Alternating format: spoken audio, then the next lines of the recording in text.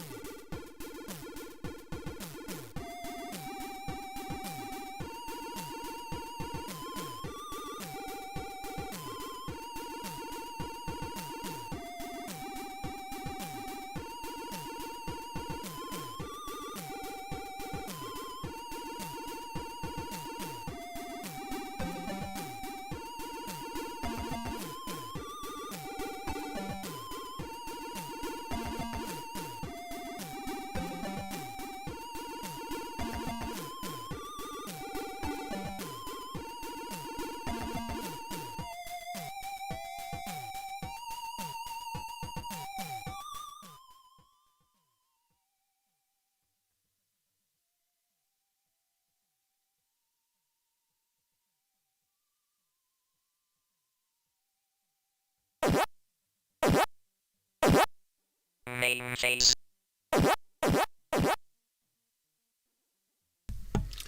Hello to everybody and welcome to a second ZX Spectrum themed stream. The second stream of October and my second ZX Spectrum themed stream because I simply ran out of time yesterday on the first one to cover all the games I wanted to cover. So I thought I'd just dive in and do some more of them today. Now, I hope everybody appreciated the cow intro. I found that at the last minute. I was just going through some Spectrum things. And apparently there was a cow demo on some magazine or e-magazine, I'm not sure. One of the two, cover tape. And so I found it and I ran it. And it had lots of nice pictures of cows for you all. So there you go. Hope you enjoyed it. It would just keep looping. I could just sit here and leave it for a while to let it loop and loop and loop and loop. But I think maybe you have seen enough enough cows. Oh, my hair. Yeah, I redid this sort of reddy, pinky, purple colour the other day, and it looks different in every light. Anyway, I think we should quit the cow demo because it might attract more cows, and I think we only need the one cow. So, our cow. The cow who may or may not catch up and see this at some point, but there you go. Anyway, thank you, Mr. Midas, and also let's just have a quick look in the chat. We had Aussie Guy here earlier. We had the Ogre who will have it on the background, but he's working so can't watch, and we had Lo-Fi Kills requesting what was requested. It was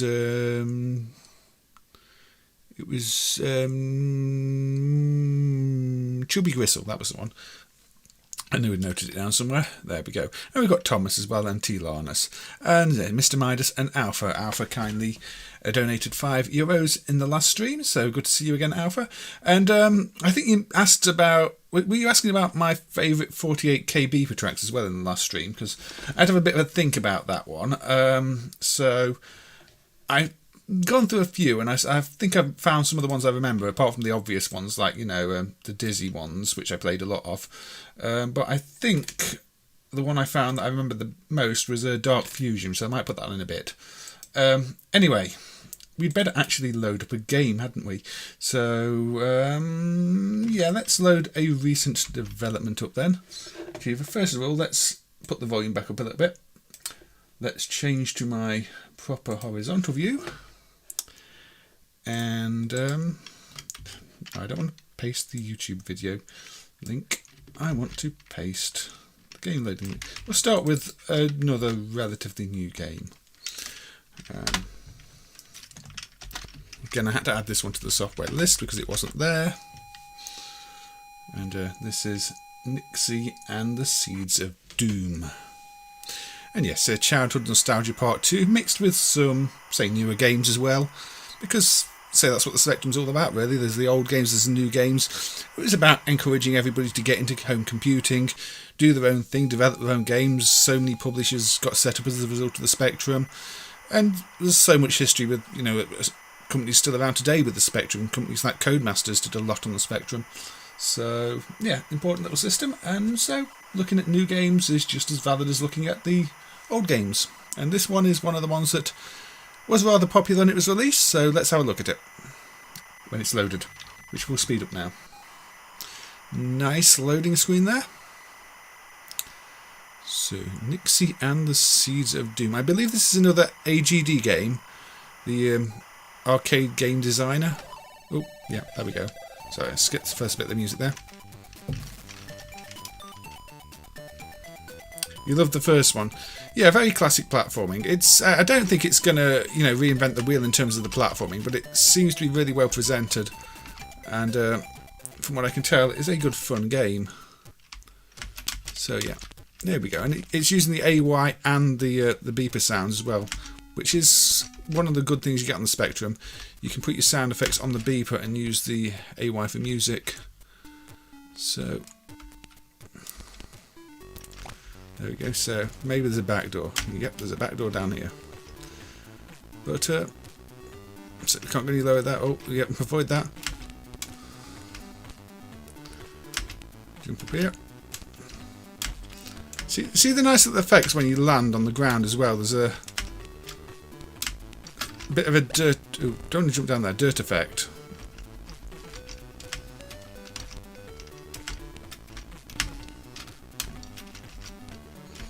So lots of attention to detail on the animations.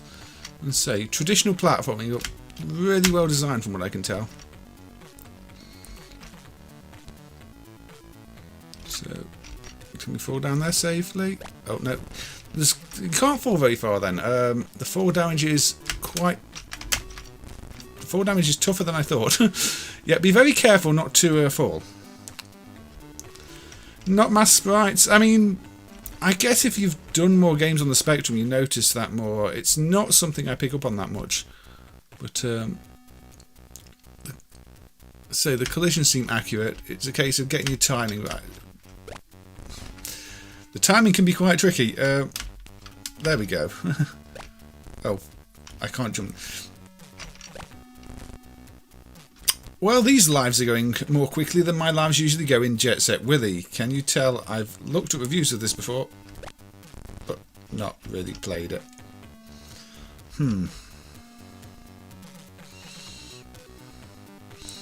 Still pretty early on.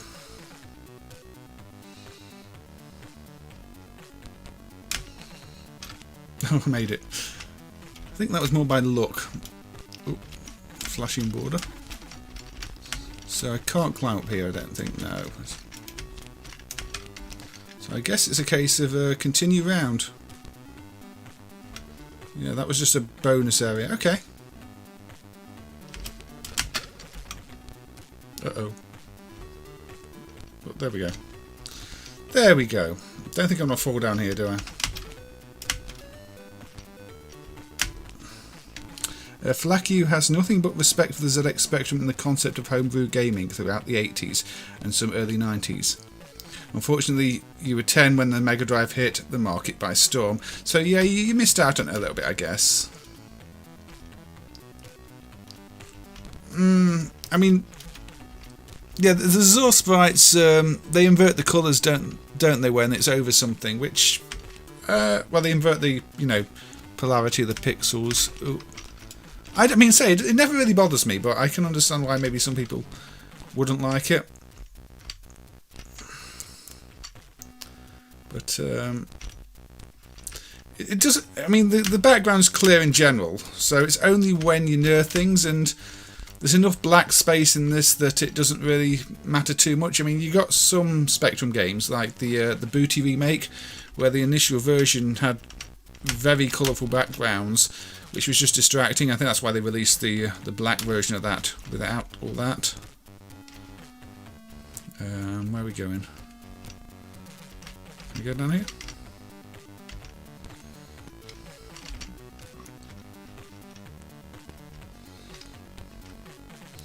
Now, I'm not going to lie and pretend I know where we're going, because I really don't. Oh. Missed the jump.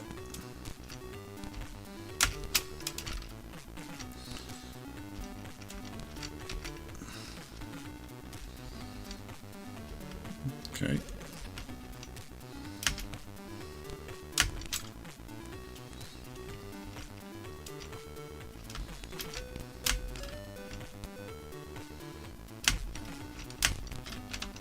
At least the fire doesn't kill me.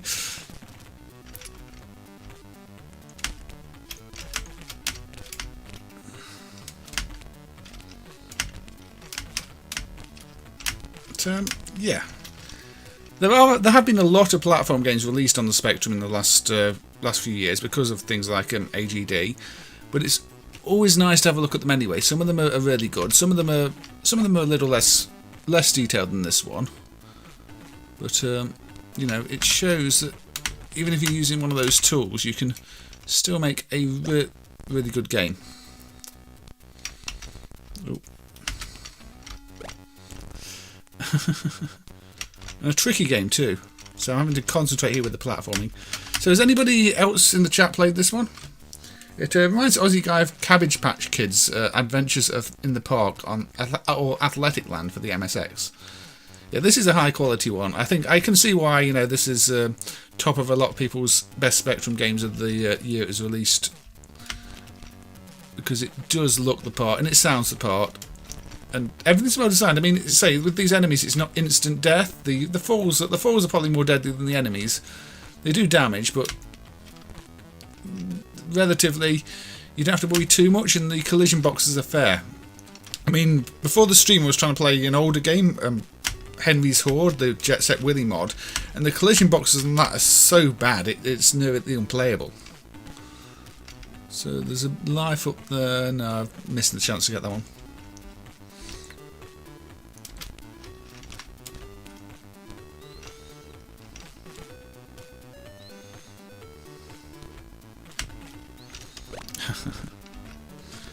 Nope.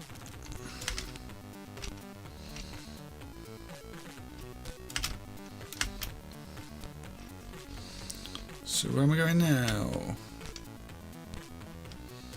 I go. Is this not where I started? Nope. Oh. So yeah, you got a big maze here in terms of the map too. You get another health. But yeah, I'd probably have to know find out if I'm doing it right by looking it up, because I don't know if I'm just wandering aimlessly. Yes, there's a bit of a Rick Dangerous vibe. I mean, it's less unfair than Rick Dangerous. Rick Dangerous, you know, I do like it, but there's so many slap you in the face moments in Rick Dangerous. And you know, you have to learn every screen, otherwise you'll get nowhere in it. But, yeah. Oh, ha, the 4 damage got me. Yeah, maybe the 4 damage is a little harsh, but it does make you have to think about where you jump. So we've still got a few lives left.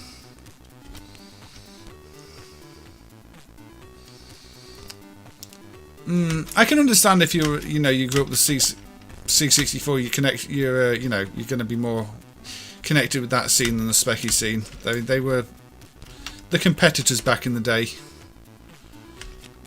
along with the Amstrad, obviously. I mean, I'm probably more in touch with Amstrad developments through following, say, Zypho streams than I am with all the Specky stuff.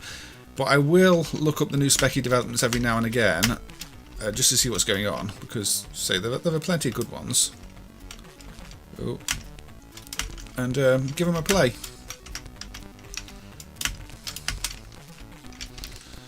So no, that's not how you do it. The key down there, I'm sure I want that key. Yeah, the key will be for that door, won't it? Well, I don't get to go to the key. Yeah, so that is a good fun game. Yeah, good games are good games regardless of the machine they're on. And this one, like I say, it's a good example to show people if you do want to show that you can make a good game with something like AGD. You know, the tools are just the tools. Yeah, they define some of what you can do, but you look at something like this, it's not, say, a smooth 50 frame per second update like some games. It doesn't need to be. So the game design is good, the level design good, the map design good, all the rooms are creative, them making you think, even if it's just simple platforms that appear and disappear. So there weren't even any real moving platforms there.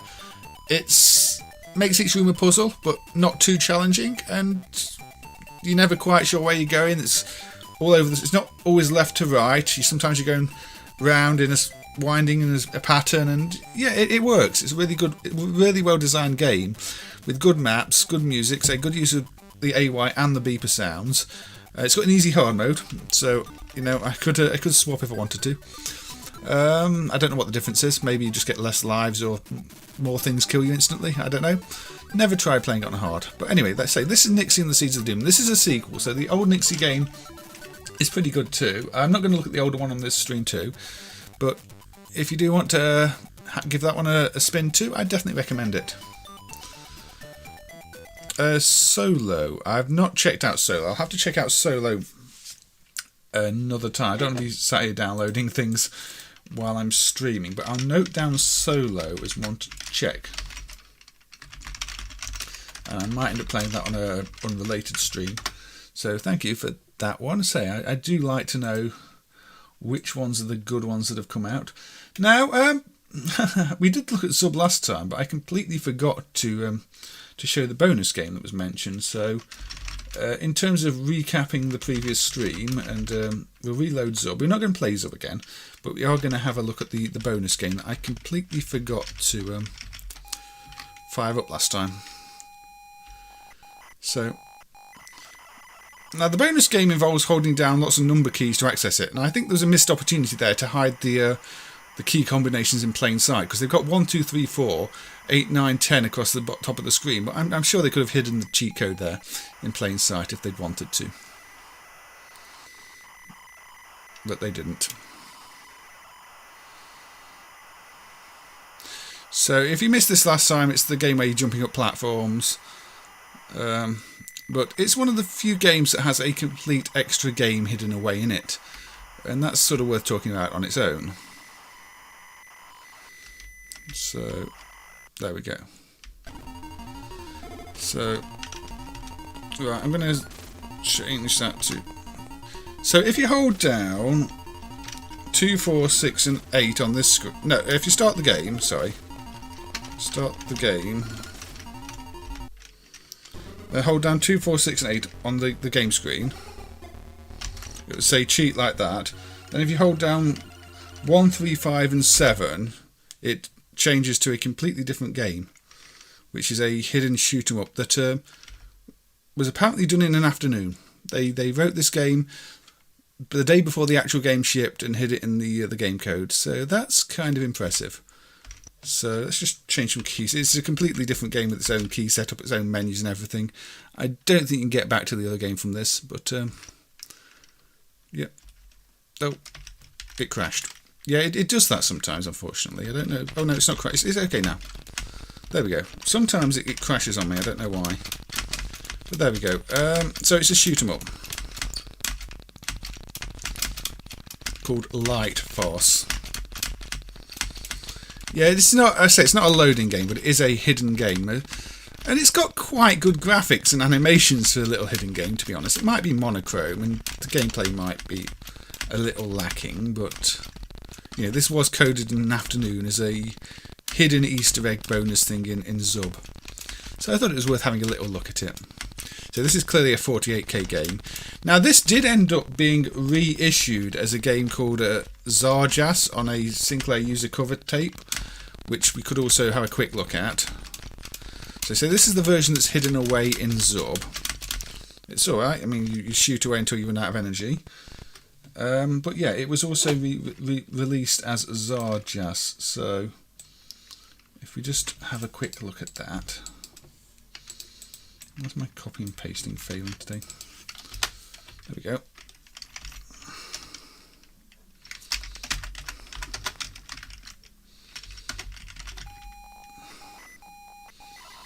So, you know, Sinclair user. Now, one thing about Sinclair user is they had this bear mascot, and so that's one of the first actual sort of mascots I remember. There were a couple of games starring the bear as well, which we may have a look at later. One of them is Go Bear Go, which is a Pengo clone, and then there was a Space Harrier sort of knockoff too. And I don't remember many other mascots, but that one Sinclair user did kind of make you remember, at least for me. So yeah, so they got this version of the game's got its own title screen called Zarjas. Nice, well done title screen actually. Well done. And now it's got a bit of music here. Oh, should stop the tape. So they've changed the high score. Oh look, the bottom of the table is Sir Clive Sinclair. There you go. You see. So we can redefine the keys again.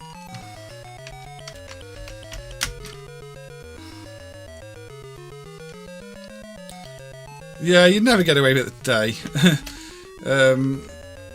You're right, hiding things tends to be frowned upon. So you see, it's the same game. They've changed the colour scheme a little bit. It feels a little bit faster, like they've optimised it, but yeah, it's the same thing, but released on a cover tape as, you know, as basically as a new game. So from hidden bonus game to cover tape game.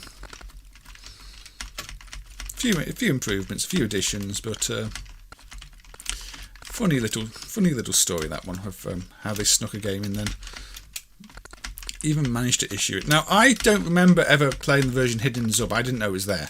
I played this version on the cover tape, and I thought it was okay. So it wasn't ever my favourite. I like the graphics, the style of them.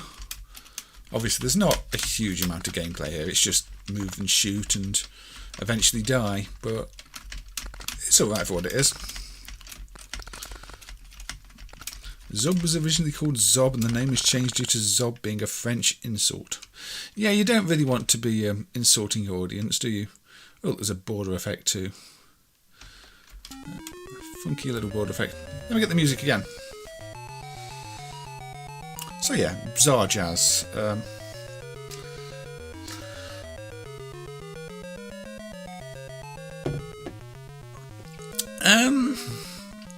Actually, I mentioned Go Bear Go.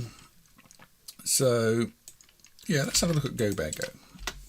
And this is what I mean by Sinclair using having this mascot, because you'll see the same bear here.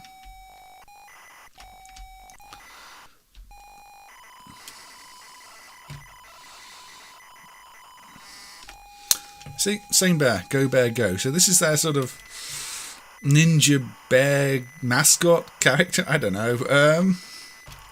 So definitely memorable. I think it's a shame we didn't see more games with this character later on other platforms, because I don't think the bear ever featured anything outside of the games on Sinclair used on the Spectrum.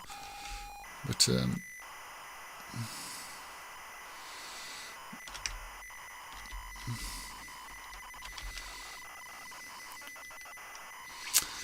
you were late, Bob? What's this all about?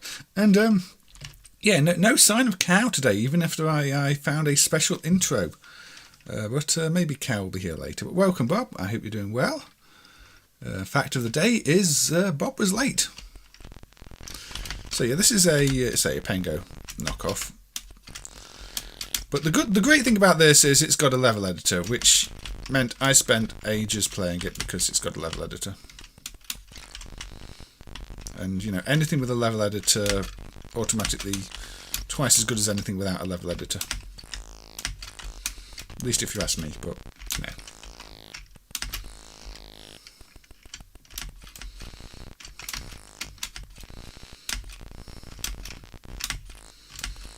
But yes, it's a competent little Pengo clone. Obviously it doesn't have the music everybody remembers from Pengo, which is actually not in every version of Pengo even. The popcorn music. You see, you put all those together and it does temporarily stun the enemies. Come on, get somewhere I can attack you. There we go.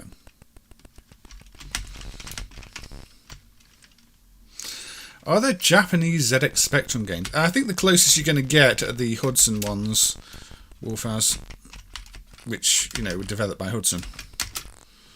So, they're Japanese to an extent. Now, they're flashing because there's, you know, that's where they were spawned from. Didn't really make good use of that there. But yeah, I say, this is actually better than some of the Pengo clones I played on the system. Can't really complain about it. So, you know, is it a magazine game? So this was free on the cover of a magazine. A very respectable Pengo clone, this. And again, it's got that level editor, and you can make some really tough levels. So yeah, we've got I know there's one in there that I can kill off quickly. One there. It's basically got all the features you'd expect from Pengo.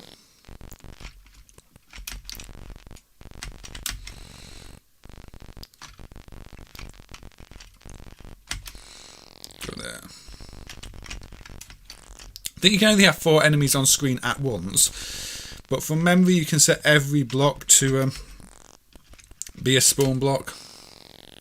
Yeah, gummy bear type character, you're right. Redrak. If we kill the character off, speed it up, kill ourselves off. Oh, didn't mean to do that. Oops. Never mind. I just broke into the program and exited it. That's not what I was trying to do. Let's reload it.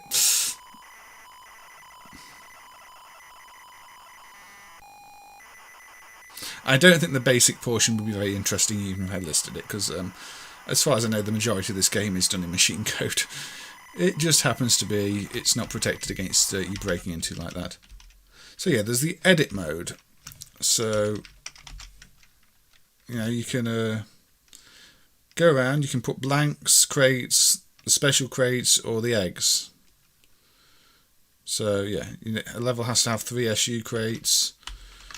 And other than that, yeah, see, that is the last level where everything is a spawn block, which is fun. So I can't remember how to actually move. So 3 puts that there, 1 puts that there. So you see, you can create as many. You can fill it with those. It doesn't stop you putting the wrong number of blocks in. There's no safety check. But I spent a lot of time with this editor back in the day, making levels, playing them, having a bit of fun with it. Adds replay value to the game. So yeah, that was a favourite from back in the day. A cover tape Pengo knockoff called Go Bear Go that was on Sinclair User. And yeah, Sinclair User was one of the magazines I liked back in the day. Now, it was asked about beeper music last time, so I had a think about that, and this one.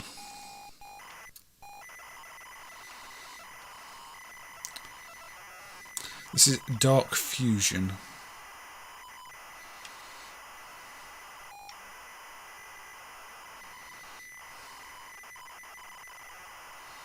So let's let it load.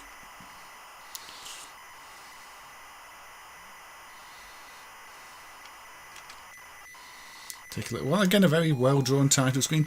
That's why sometimes the most impressive thing on the Spectrum was seeing all these title screens, seeing the work that's been put into them, because the limitations. You can have your attribute tiles at 8x8 pixels. So seeing the use of colour, then how they've designed it so the colours work is always impressive, especially the well-done ones like this.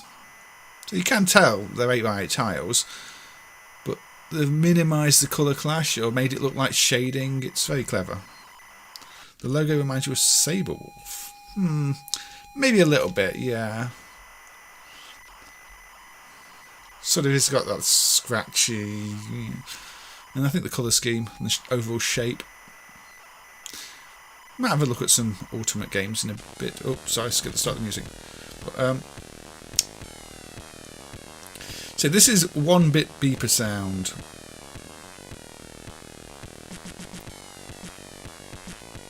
So this isn't even the AY, this is just the beeper.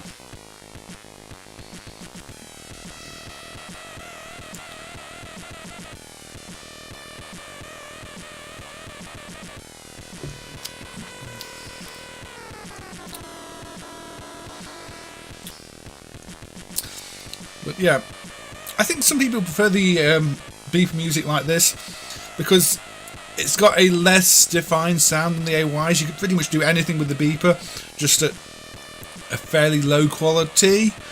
But sometimes it resulted in more interesting music than the AY sound, although all my favourites are really the AY ones. I didn't listen to these as much back in the day, but yeah, this was one that I really liked, where I'd just load up the game and leave it on the title screen here, well, the menu screen, and listen. Yeah, I'd say this has got all the star scrolling as well. It's an impressive piece of code. Yes, it is. Yep, so it's impressive they got anything like this out of the beeper. I mean, there's a recent demo, isn't there, that's even more impressive. I can't remember what it's called, but you can't believe it's come out of the Spectrum. It sounds like a proper, sampled song. Right, let's fire it up, down, left, right.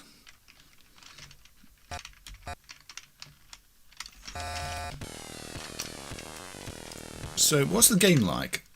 I honestly can't remember much of the game at all. I think it's one of those where I spent most of the time just, you know, playing the music and not the game.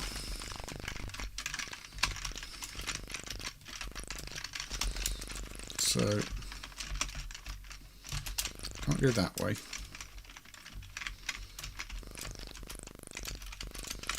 I have to go this way.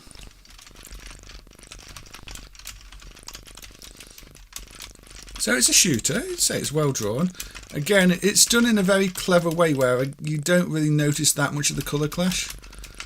There are black borders around certain things to hide it, so again, smart programming. So there's a border around all these, so the stars don't. I mean, they do turn a little bit if you watch carefully, but otherwise you don't see them turning green with the enemies. Oh. Yeah, it is just literally just one on off. I mean, I don't know how it's possible. I thought there was some, you know, voodoo going on as a kid, because all I knew was like, well, you can turn the beeper on and off, and it's very primitive. And yeah, then you see things like that, you hear things like that, and say my first Spectrum was the +2, so I kind of didn't even realise they were just done on the beeper at the time. I thought they must be using the rest of the hardware somehow, because I never experienced the original model. But yep, they play fine on the original model because they're just beeper sounds. Just beeper songs. Yes, I can kind of remember why I didn't play this game too much, though. It's a little bit annoying to try and aim at things and shoot them. It's okay. I think it's one of those where if we go and walk along shooters, I would always go for like Exolon instead. So while I like the music, I'll just check.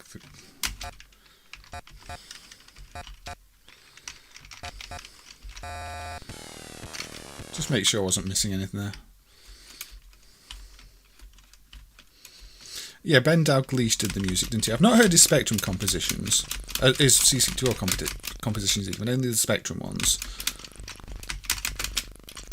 But yeah, very, very impressive. And I guess it's a completely different skill set than using the AY chip as well. So when you get some of the musicians who did both AY music and beeper music, say David Whittaker, for example, that's even more impressive because, you know, you've got to learn both techniques. I can't just jump up there, can I?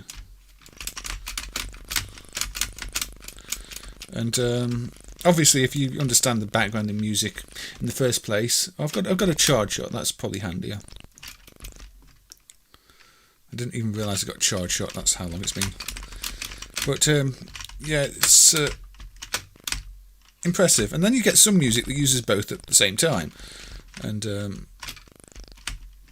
again, very talented people, and it tends to be overlooked. I mean, it's very easy to see impressive graphics, but the sound has held up even better than the graphics in many cases. I guess because you can't see sound in magazine screenshots and on box art, but when you play the games, you appreciate what a big part of them it was. So, yeah, at some point, I guess they just got sound drivers from other people, a bit like tape loaders and things like that. They become standard. You'd pay somebody else to do your tape loading, or your speed locks and things like that. But the earlier ones, even there, a lot of them were custom from the programmers. But yeah, I don't know. Can I do anything with that? Oh, now I've got a 4-way shot. Okay.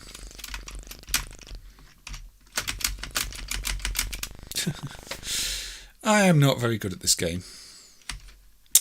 Now, I think you get the idea. It's a walk-along shooter.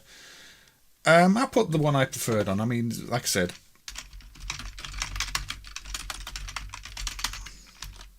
not my favourite walk-along shooter. It's not the one I spent much time playing.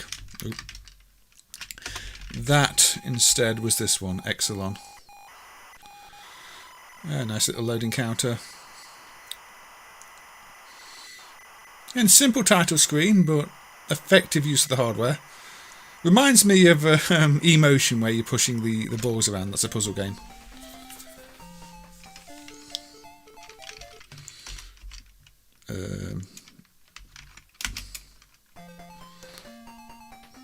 Raphael Seiko or Keko, however you pronounce it. Again, all these games seem really good. Everything from Cop Out, the earlier one, to Cybernoid, Exolon, they're all really good games. You've never seen a real ZX? I mean, maybe, I don't know. There's a wide audience here. You never managed to load this on your plus 2A.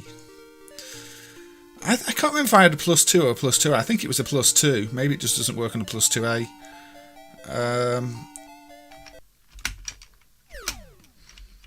But this has got those lovely explosions and great animations. You hold the fire button to use your grenade.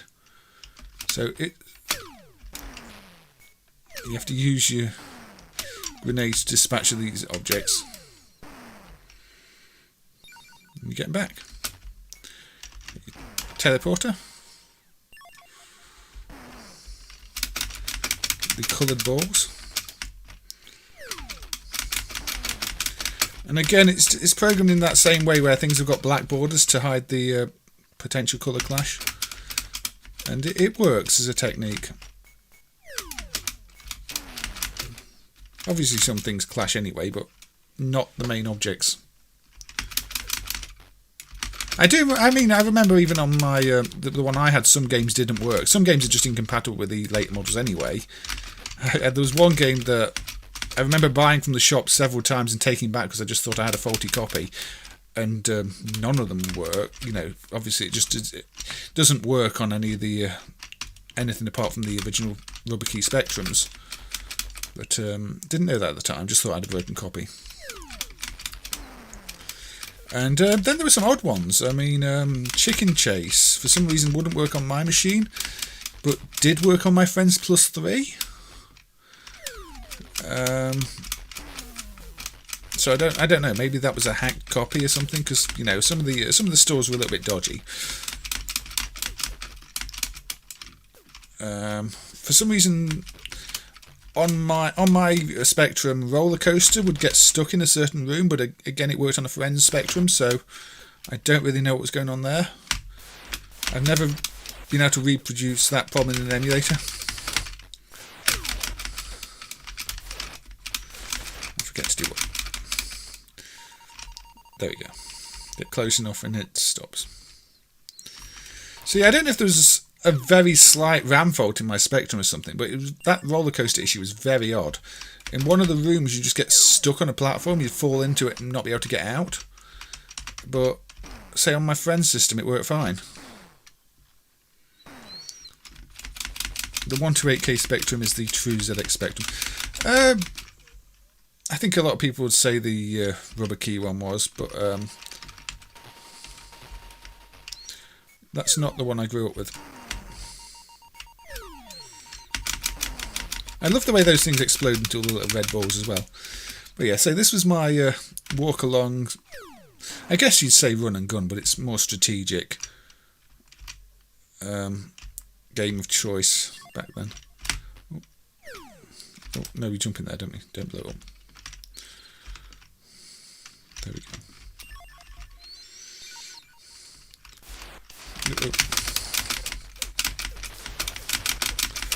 Let's just go this route. Now, I do like the way that stops firing as well when you get close enough. It's not one of those actually going to point blank you if you get too close. And that's good design. There's so many of these old games where the enemies don't stop firing if you're right next to them, and they'll just point blank you when they'll spawn a bullet on the spot and just kill you, and that is terrible. But this one doesn't do that. This knows if you're too close to the edge or too close to an enemy and will stop spawning things.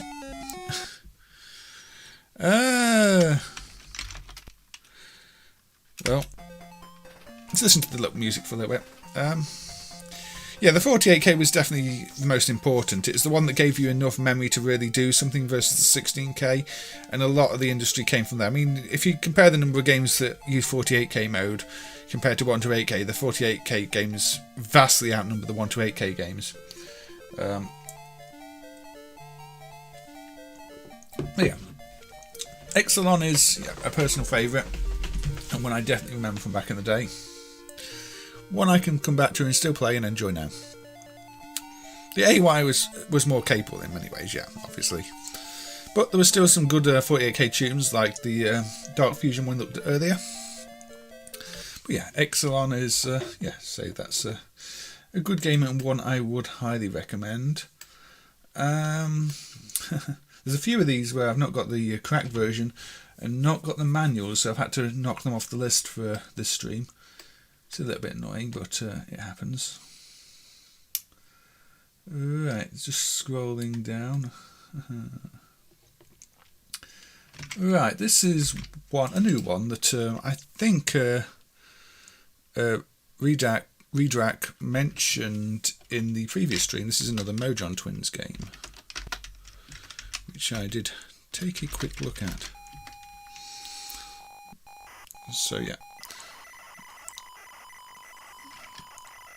this is Subacuatic. 2009. This is the reloaded version. I don't think they updated the title screen, but you can tell when you get into the game that it's a different version. Yeah, 1 to 8K gives you the back buffer, and then yeah, you can flip between them, can't you?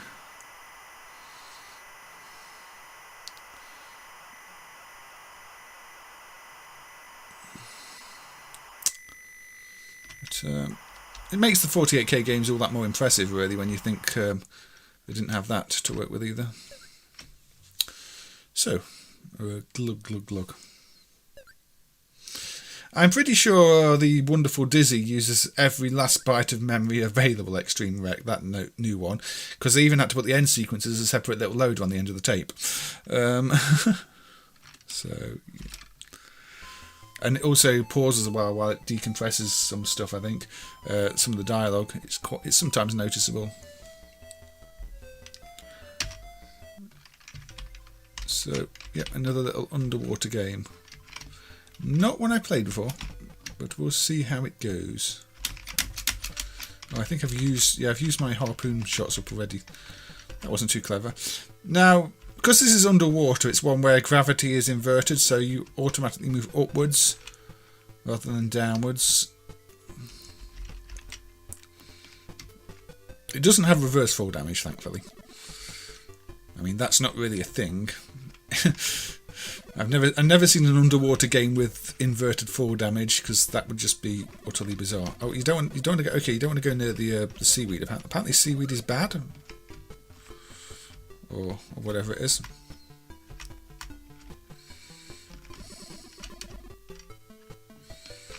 Nothing down there.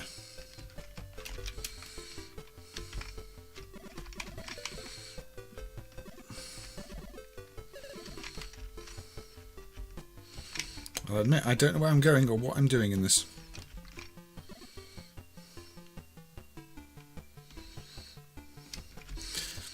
I think if you didn't grow up with the systems, then it's quite understandable to prefer 1 to 8K. A lot of the 1 to 8K software is more professional, more advanced. You know, it was developed at a newer date, when people knew a lot more about the systems too.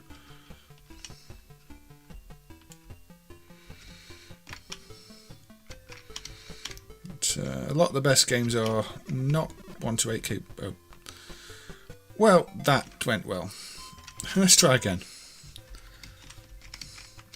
Clearly, wasting all my bullets at the start was a mistake.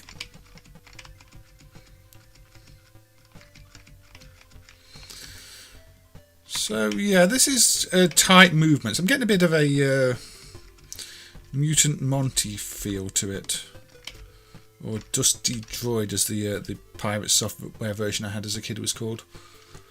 Pirate Software being one of the most appropriately named companies from the time, because most of their games were pirate hacks of other people's games. By a Harry S. Price. Okay, you just stun the fish. Yeah, it's a classic little maze game, this. Now, there is one pirate software game by Harry S. Price that I remember having as a kid, and that's Collywobbles, and for some reason that one isn't obviously a hack of any other game, or if it is a hack of another game, we've not found the game it's a hack of yet. A lot of his games were hacks of type-ins and magazine games.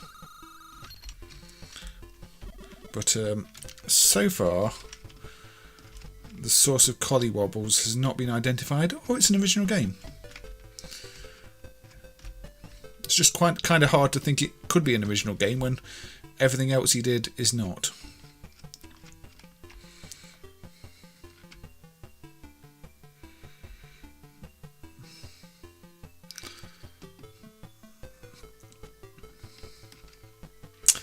Mobile talking about Kickstart. Oh, look, I opened a door. Yeah, I played Scuba Dive on the last stream, Crusader, which was one of my favourites growing up. I wanted to have a look at a newer one here, and this is a fun little underwater maze game. Oh, can't pick up that by the looks of it. Oh, I can get some bubbles. There's a version of Kickstart for the C128, but you never had it, and a later homebrew version of Elite that used a faster loader. Yeah, I mean, people have been doing that with Spectrum games as well, adding fast loads to things that didn't have fast loads, or adding AY music to games that didn't have AY music. Some of them are pretty impressive, actually. I hope they're being properly documented and archived, because I get this bad feeling that some of them may just be being uploaded to random sites, and nobody's actually keeping track of them. But I don't know. No, I don't want to go there. Yeah, Collywobbles. It's a gauntlet-like game, and it's got a level editor. That's why it's another one that has a level editor, which is why I remember it as a kid, because I liked editing the levels. But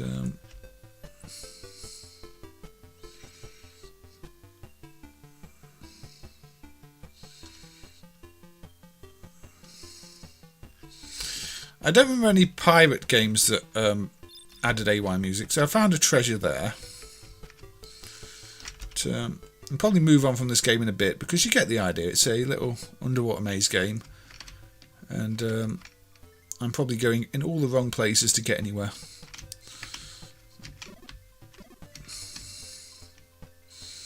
Another switch over there, though, which I'm going to have to hit. Yeah, that opens that one, which we saw earlier. So you get the idea. Find the switches, use them. Unfortunately, that thing has come back to life in the meantime. And I don't see any way past it unless you can guide it out the gap there.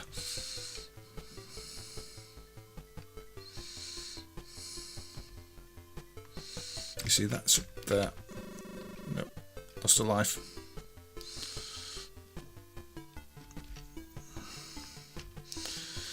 Spectrum computing's pretty much replaced World of Spectrum these days, I'd say, Crusader. Although, say, not everything on there is fully up to date on Spectrum computing. But, say, keeping track of the Spectrum scene is just an immense task that will take several people a lot of time. You know, and keeping track of the new releases, keeping track of what's been scanned, redumps of old games, all sorts of stuff. It's big time. Anyway, I think you get the idea of this. You go around, you find the switches, it unlocks things, you avoid the enemies, you can stun some of them. I'm clearly running out of oxygen or something.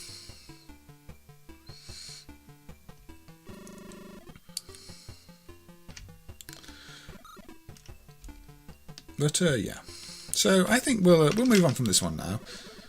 Just kill myself off. Danger. But yes, a well-programmed little maze game from the Mojon twins.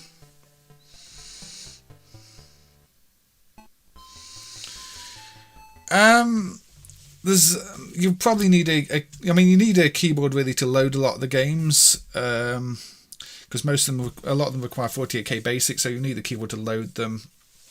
You do kind of need the keyboard. I mean, say there's that handheld that doesn't have one and has various hacks to remap keys and the like, but really the keyboard is an essential part of it. And then you get to like name entry screens and they'll want you to type on the keyboard because there is a keyboard, except some games that don't, and that feels kind of awkward. Anyway, yeah, that was programmed in C, wasn't it? Yeah. No, you didn't really see many games in C in the 80s, but you wouldn't have even thought it was programmed in C. It runs well. So I guess as long as you keep your code reasonable, it'll run on a Z80. If you try and do anything ridiculous, it won't. And also, I think the compilers are probably better these days. Some compiled code from back in the day was bad. Right. Okay, let's have a look at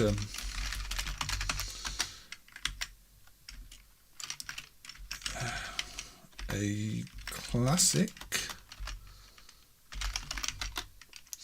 Go back to Hudson Soft and the origins of Pang, or Pumping World as the first one was known in Japan, or Buster Brothers as the series was known outside in the US. But Bubble Buster, which is a version of a game called Cannonball, is, I think, the first real version of what would become Pang.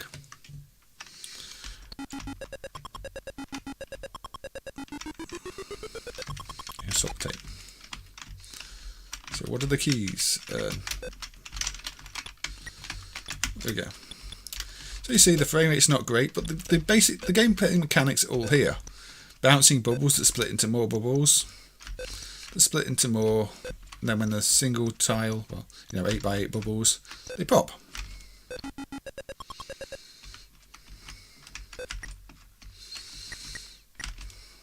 But yeah, I remember a friend giving me a copy of this on a copied tape, and just saying, "Oh, you really like this one," and me not knowing anything about it, not even knowing it would be a significant game, or probably by the time was a significant game. I never encountered a proper version of Pang at that point, but I played this one. Yeah, I thought it was a bit primitive, but I still enjoyed it.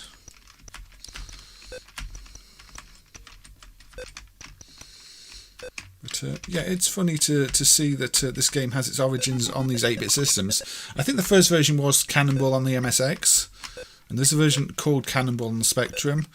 But I think when Sinclair Research got their hands on it, it became Bubble Buster. But it's your classic Pang gameplay.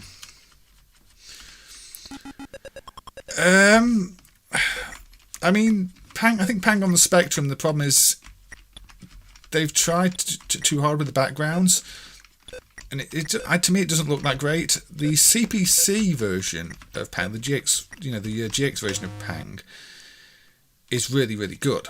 That's as good as the arcade version, I would say.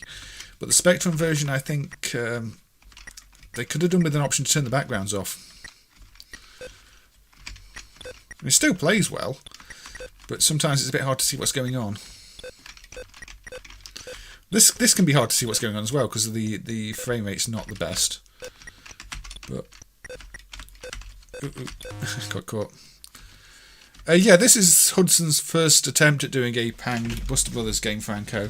I mean, this is from Hudson Soft, who went on to license the concept out to Mitchell. Well, I think they licensed. I read they licensed to Mitchell, and then obviously Mitchell made the series rather famous with Pang.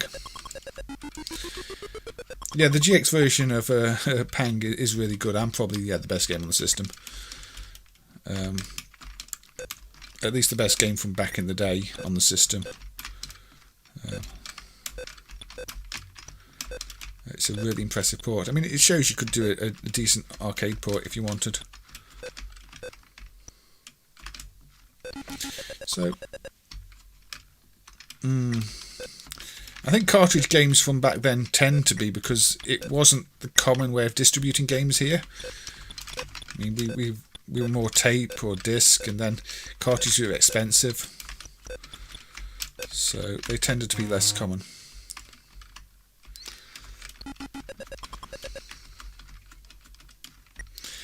Is Dizzy going to get a play, or Batman? I was tempted to put a Batman game on, but it's probably not the one you were thinking of. Dizzy, I might put a Dizzy game on. I'm not sure which one though. I could put one of the non-adventure Dizzy games on, or I could put an actual adventure game on.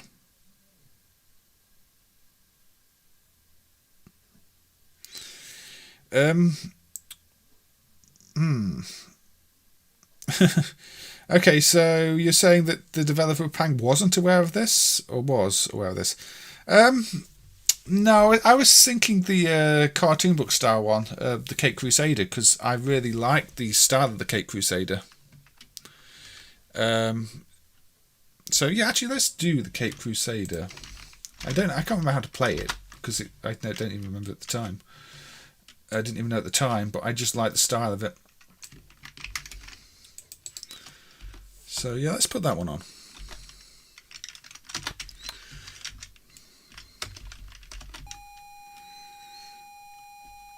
Yeah, the CPC has got some very impressive titles these days, Custado.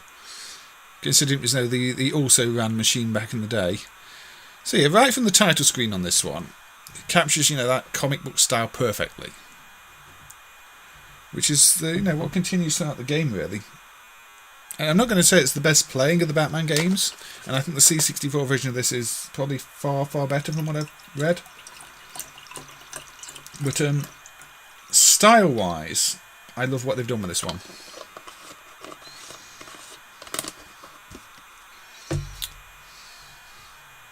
Pink grapefruit with bits. Speed through. Nice time on the loading screen.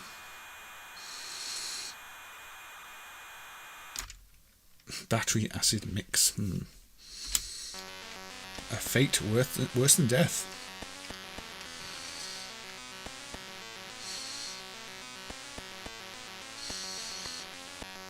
Ocean have got plenty of good games.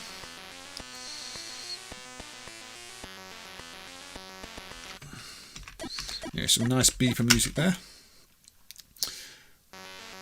Now this is an adventure game really. But look what they've done. They've presented it in cartoon frames. And that room's dark, or have I crashed the game? Have I broken the game? What's happened? Does this game not work in MAME? Or is it 48k only? Let me retry that in 48k mode. That might be a MAME issue. That might be a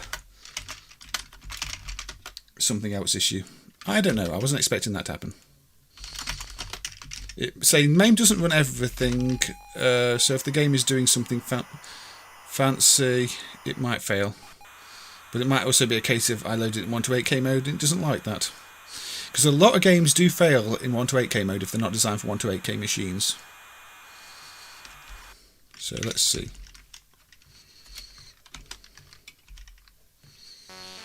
Yeah, Ocean did a lot of licenses, but say there were some good ones in there.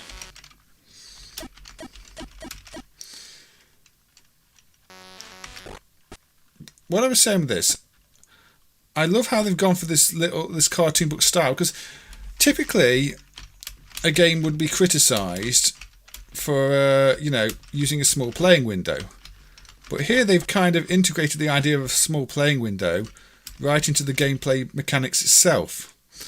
So not only are they sort of saving memory on full screen designs, they're managing to have a decent frame rate by never having that much to update because it's using a small window. So yeah, you go around, you collect objects, you find out where to use them. It's very much a comic book styled puzzle game. So you've got your menu here where you can select things. But again, it's not one I ever really knew how to play. I just loved walking around and enjoying the style of the thing. So, poll. But I have watched long plays of this. Obviously, you are meant to get out of the Batcave at some point. But this is way before, say, Comic Zone or anything like that. So, if you consider that, we're walking around in circles. So this room, oh, okay, this is it's not crashed. It's just a case of I have to work out what to do, I think. There we go. I used the light and now I can see. That was it.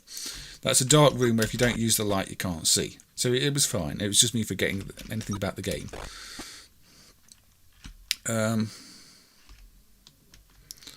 So now I've got some more objects.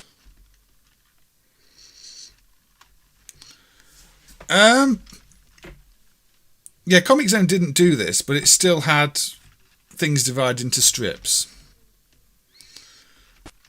No, I can't remember what to do now. So I can punch, but there's nothing to punch here.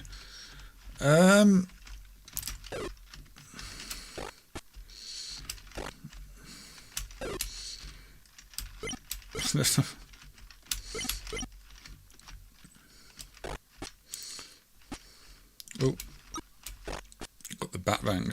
Hang on, climb down. Uh-oh, what's going on? There we go. Actually, enemies down here. I've got Mickey Mouse ears.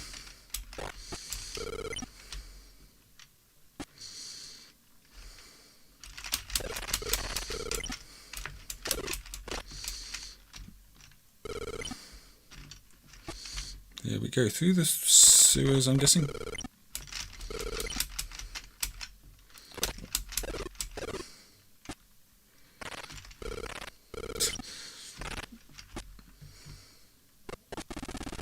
Uh-oh.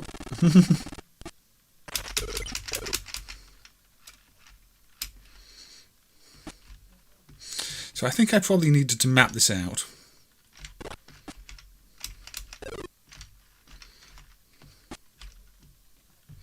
Because I honestly don't know where I'm going. But yeah, like I said, I never really got everything about this game, even back in the day. I just loved the style of it. Yeah, shades aren't exactly what I expect to find down here.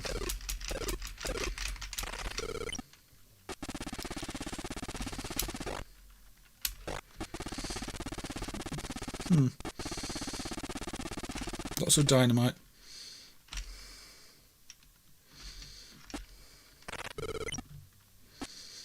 Fortunately, I'll probably be dead quite soon. Oh, can't get that one.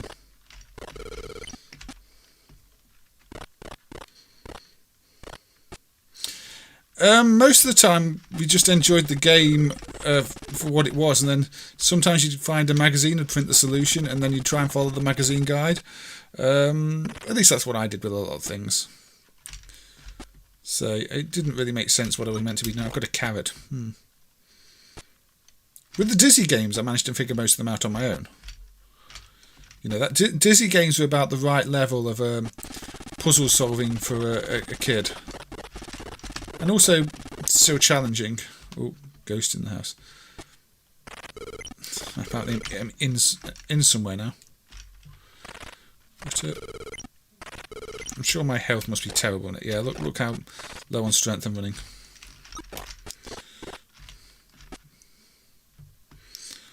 But oh look, the circus. Getting all these items and not using any of them.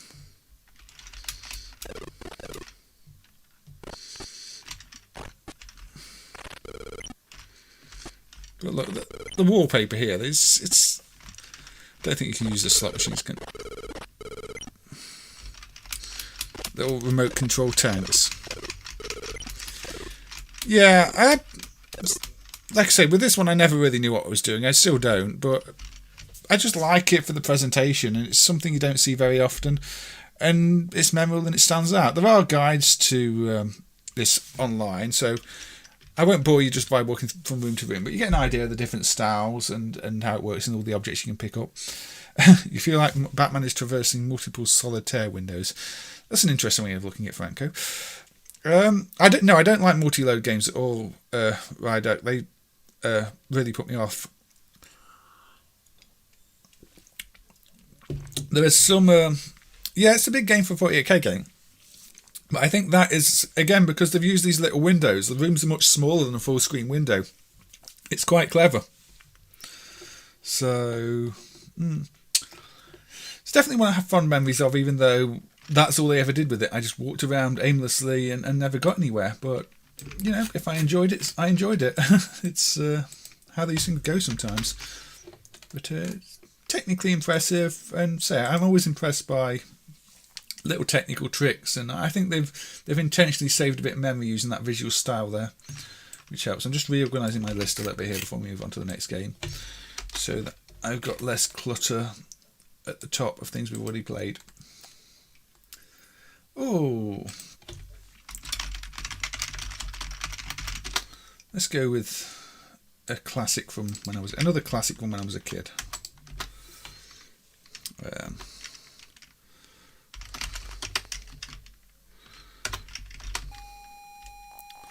Penetrator.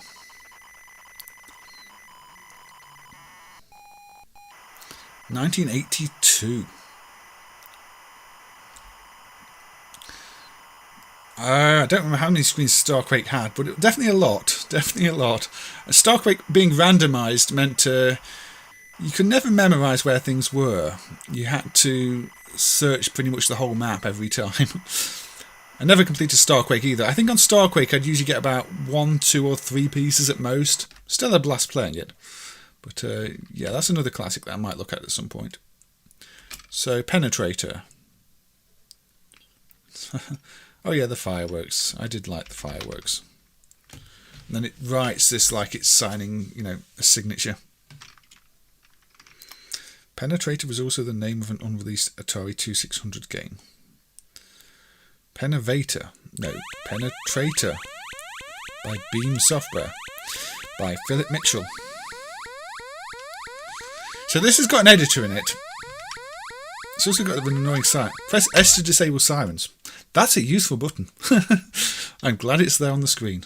Let's go. I don't want demonstration.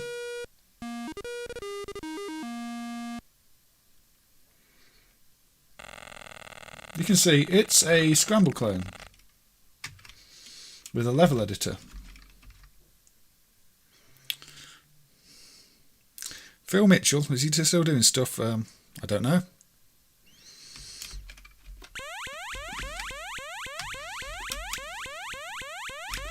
Come on. Now, I don't know what the keys are, so this will be fun. They might just be classic numbers. They are not. Oh, no. Okay, QAOP.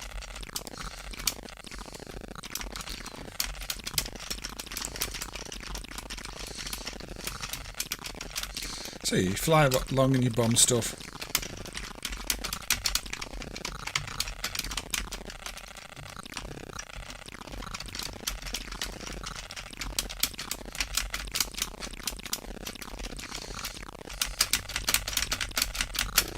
What's fire?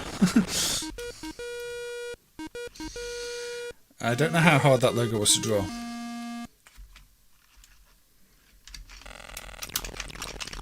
The same Beam Software? I'm sure there's a second fire button. Hang on. Oh. I don't know what the secondary fire is. Sometimes it just sort of triggers.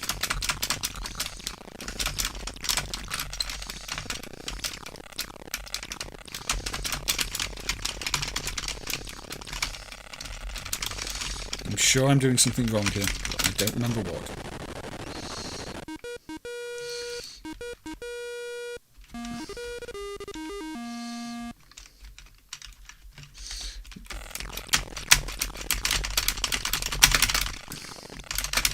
If I wobble the keys, then I fire a missile. I'm not sure that's the correct technique, but it works.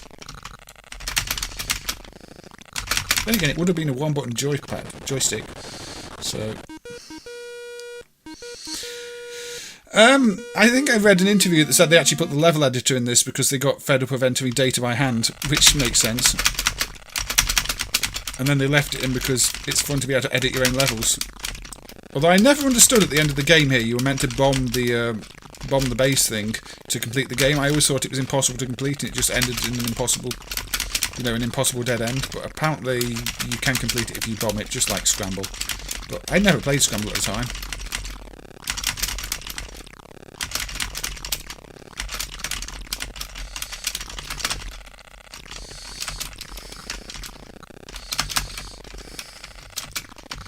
Stage 2, it turns blue.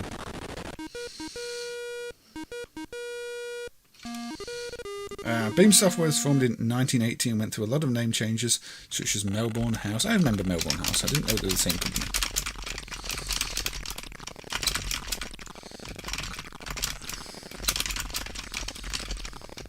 Yeah, you can see it's a decent 1982 Scramble clone. And when you consider it's 1982, which isn't far off when Scramble came out, this is actually really impressive. And this didn't feel significantly more dated than the other games I had on the Spectrum at the time. You know, the simple gameplay really holds up. It's a bit like, say, Harrier Attack in that sense, which is, again, a really simple game. But still works. The nice touches here, like the fireworks as well.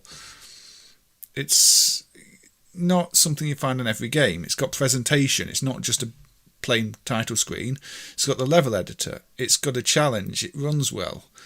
And it's simple arcade fun. Although, say, it was many years before I actually played Scramble or realised Scramble even existed.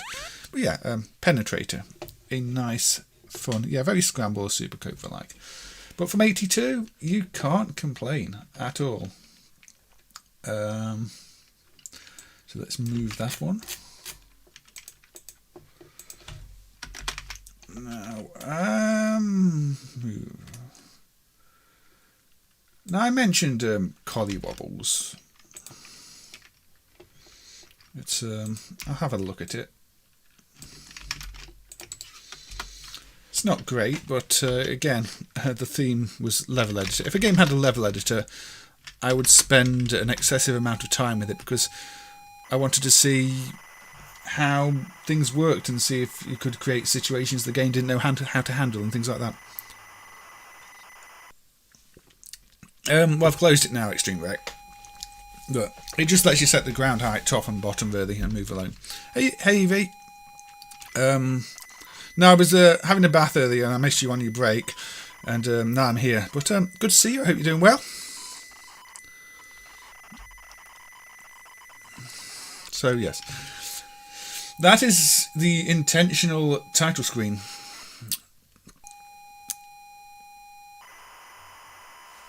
Except we don't know what this is hacked from.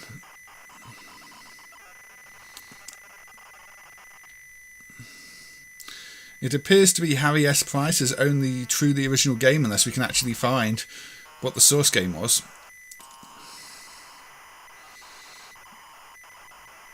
There we go. It rearranges the title screen after it's loaded, which I sped through because why not? See, this has got the screen editor. Otherwise, it is... Oh. I think that was Quit Game.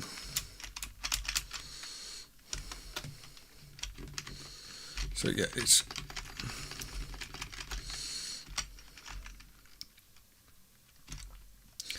a gauntlet style maze game. Although I don't know if you can kill the actual spawn bases. Again, it's not actually very good. It seems to have no in-game sound either.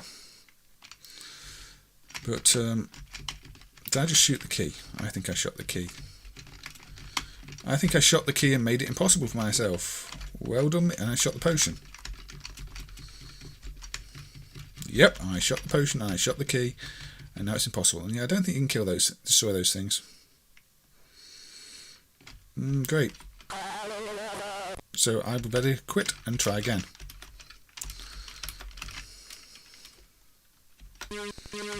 Let's try and not shoot keys. Yes, Wizard shot the key. Like I say, I spent... Oh, I keep pressing space. Why is space quit. That is nonsense, but yeah, you know, space is quit.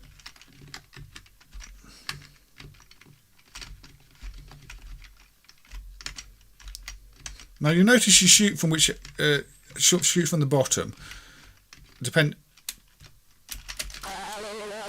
Let's not shoot the key.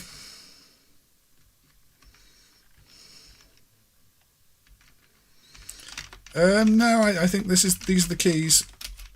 Space is apparently quit because somebody thought that was a good idea. Now, nobody said that the pirate software games were good. I just said I spent a lot of time with it.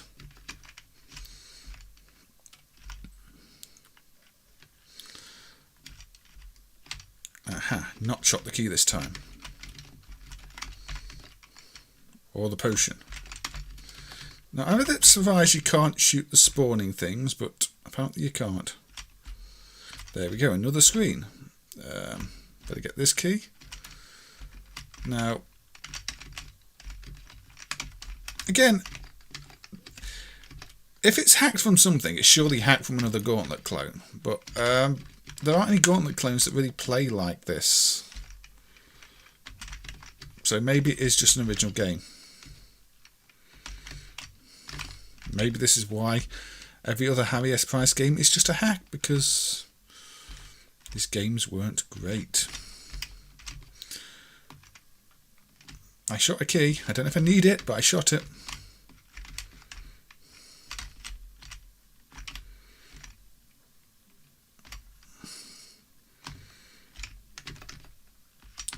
There we go.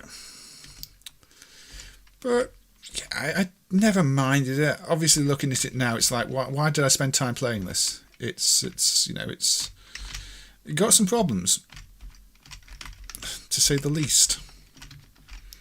The complete silence being one of them. But okay, why is the? Yeah, I think this is one of those trick levels where the exit's right by you, but it makes more sense to go and get things like keys. And not use the key to get to the exit when you don't have to. But yeah, it's obviously very much Gauntlet. You can't say it's anything but Gauntlet influenced. Now there are other games with a similar character figure, but I don't think there's any real connection. It's quite a simple character graphic. It would be nice if there was sound. And I'm dead. Oh well, there we go. So there's an edit. The edit mode is what I spent most of my time using in this. Screen 1. So you can move around. There's probably a way to change it to select type. I don't know. Oh, then I crashed the game. There, yeah. If you press the wrong button in the editor, you will crash the game. Not a full basic program. That's just the loader, I think. Anyway. I think we've seen enough of Collywobbles.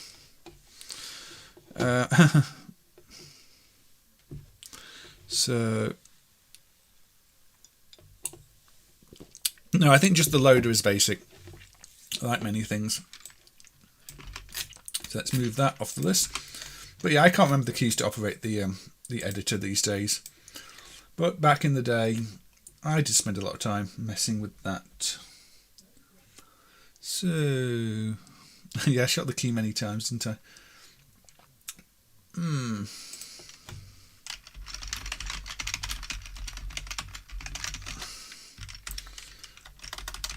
Let's load up another one I remember. Yeah, the spacebar definitely makes a sound, doesn't it, Bob? I've sampled sound. Hey Stephen, welcome. I hope you're doing well. How are things?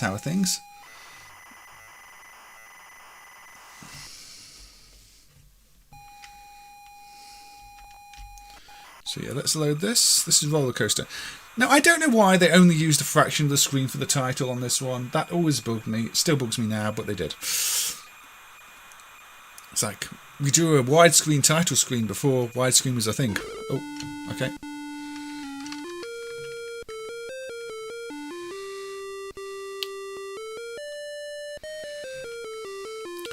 So this is a Jet Set Willy style game where you have to collect all the objects.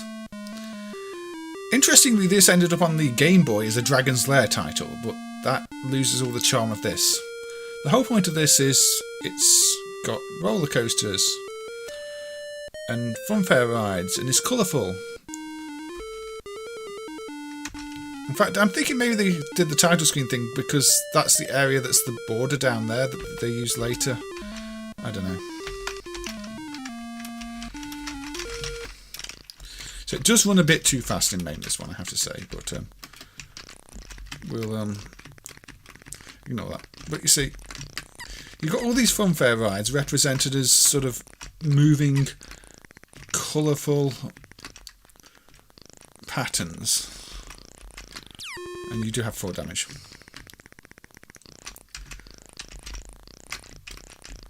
And this is one of those games where, for me, it was just a case of seeing how many screens I could reach, how many objects I could get, how far I could get on the lives you get. You know, I never had any idea that I would complete this game because it's actually pretty tough. But look, you go around on the rides like you had a little funfair, and some of them are quite fast. Yeah. There you go, collect that. Oh, no, collect that. No, bad idea, bad idea, bad idea. And I died. Yeah, if you're really good, you can probably collect a lot more of the objects, not die. I'm completely out of practice, as you can see. Yes, 4 damage. Everybody loves a bit of 4 damage. So you can go across on those if you want, or you can go on the big wheel. Don't jump to your death at theme parks. This is why they don't let you on the roof of things at theme parks, I'm sure. You see, I could jump to get those if I wanted. Or I can jump into the next screen. No, that's not what I want to do. Oh yeah, the ground kills you there because it's, the dodgems, and it's electrified, I guess.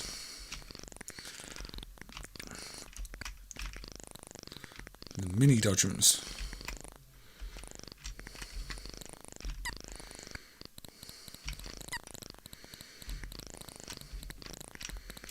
Go into the river caves. Except you don't want to run onto the actual track there. You want to run onto the roller coaster. So there you go. Oh.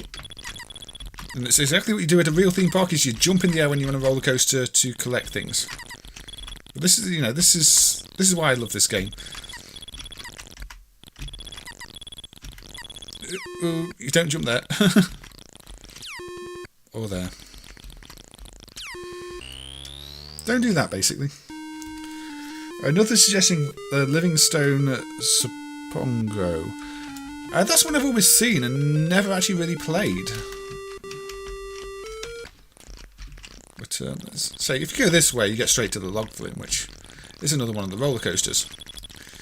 But you get the idea. It's a Jet Set Willy game with a big funfair theme.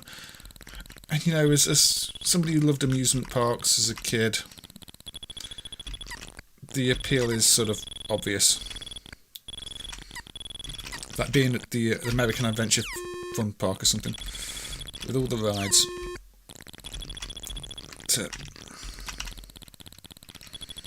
You like roller coasters? Yeah, roller coasters are good fun. I'm not too keen on Alton Towers these days because it's too many roller coasters. They got rid of most of the non-roller coasters, and sometimes the smaller rides were good fun too. It doesn't feel right when there's hardly any of those left. Because roller coasters always have the huge queues. Sometimes you just want other rides to pass the time. Not be stuck in a queue for ages.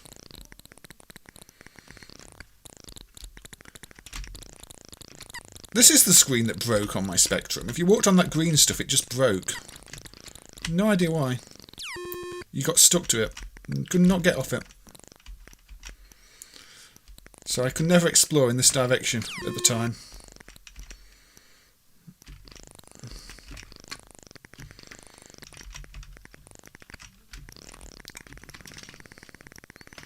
Or was it that one? I don't know. It was one of those moving platforms. I can't remember which one. But yeah, I don't know why. So it didn't happen on my friend's Spectrum. Only the one I had. I've never seen it happen in emulation, so that will remain a mystery. This screen is tricky. Pixel perfect jumps. Or failing to do pixel perfect jumps. Nope, I'm getting stuck on the roof. There we go. So I have to go down here. I have to go up here. It's a fun house, isn't it? Oh well.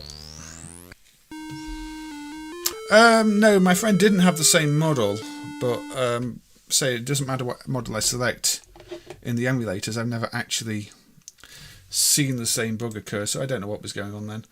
There. So, like I said, I'm just wondering if it was a glitch on my Spectrum. Yeah, maybe they load the bottom part or just want to be able to temporarily load it without it appearing later or something like that. I don't know. I've never studied it in that detail. Redrac.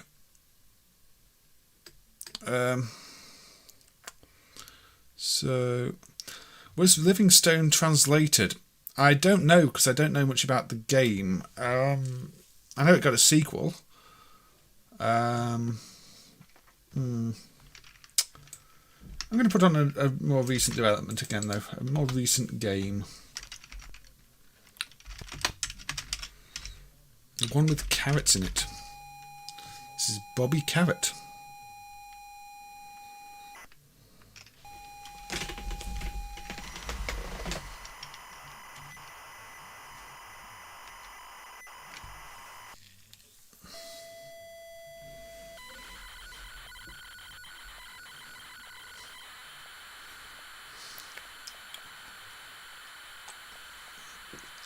With a bunny on the screen.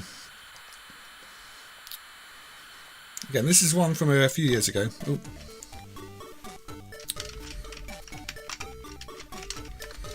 Options, keyboard.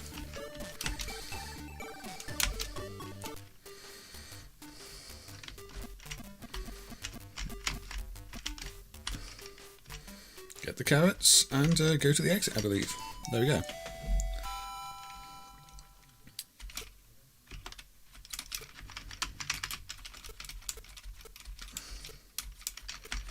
Enter my name. Lots of ones. There you go.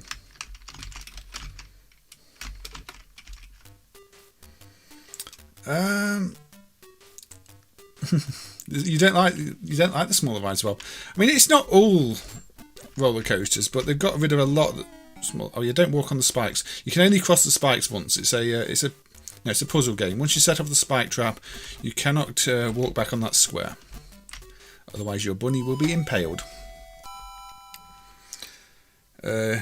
With games that involved amusement rides, you jump and climb, and you're sticking with Jump Coast from Kaneko or Taito. What about Mr. Do's Wild Ride, Aussie guy?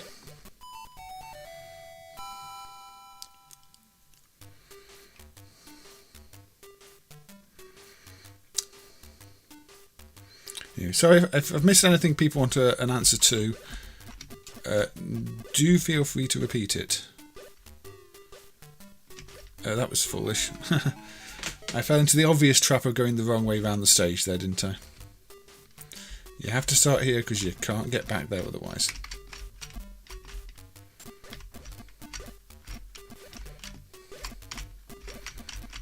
I do like a good puzzle game, and this qualifies.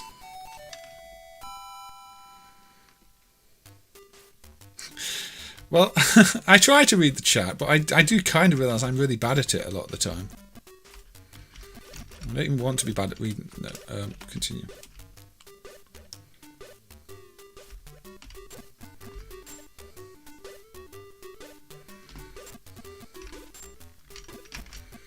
You know, then I'll see on the video later that I've missed requests for games or comments that I should have replied to, like the music one the other day, yesterday.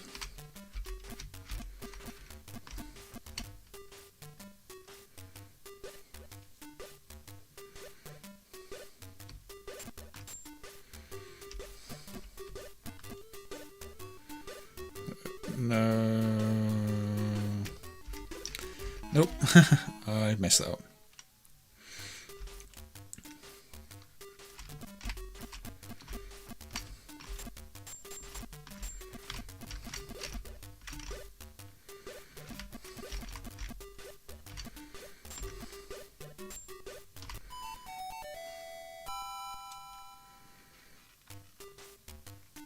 I'm trying to think games where you control your jump. There was some way you had more control over your jump, but yeah, a lot of classic ones you didn't have that much control. I messed this up too, haven't I? Yep, need to go round the edge. So this isn't the most complex puzzle game. If you do want one where you have to think about your paths, I would recommend this one.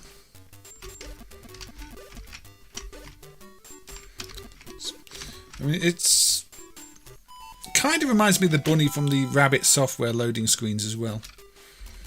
Now we've got one-way conveyor belts, you see. Can't go that way.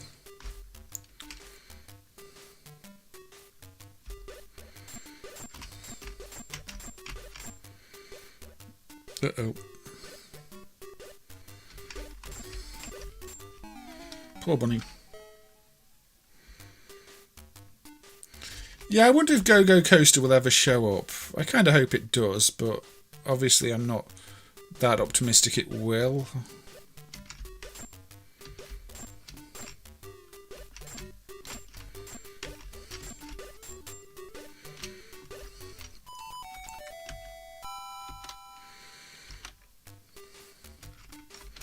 Anyway, you can see Bobby Carrot, a puzzle game which introduces new mechanics over the course of the game for the different levels, and as you're playing is that little rabbit collecting carrots. Again, a recent homebrew, and definitely a game that I would have enjoyed back in the day if it had been out back then. Snake Escape won't run properly because it requires the multicolour mode. Fire and Ice I've not tried. I mean, some of the Russian games run better because they designed the models that had no wait states in the first place, which is kind of funny. There were a few Russian demos that use all the raster timing tricks and every, all the screen timing tricks, and they run really well because there were no wait states on some of those models. But I don't have a list of those offhand, and they tend to be ones from the 90s rather than current ones, because these days most people target the more popular models outside of Russia rather than the Russian models that didn't have the wait states.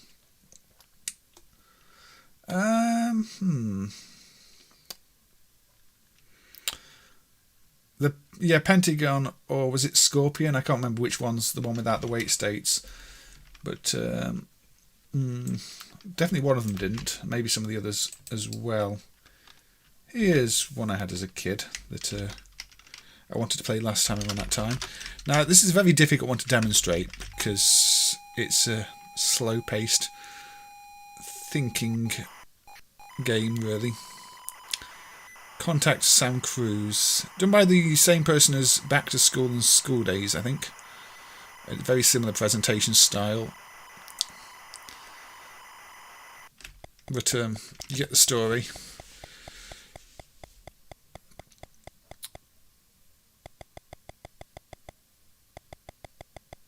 You see, you walk around these buildings, but one of the key game mechanics of this is that really you can't see where you are.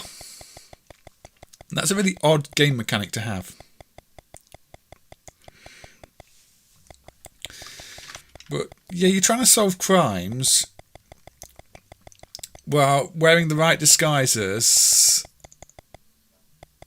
and, not getting thrown off buildings by the mafia. So yeah, press a key, gets a bit of story.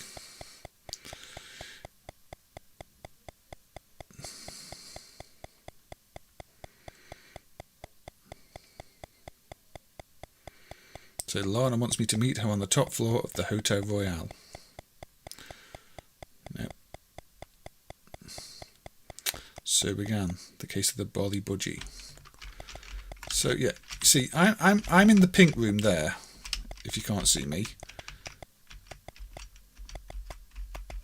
So what you're standing next to appears in the status bar. So when I'm next to a telephone, it's down there, and I can press T to use the telephone,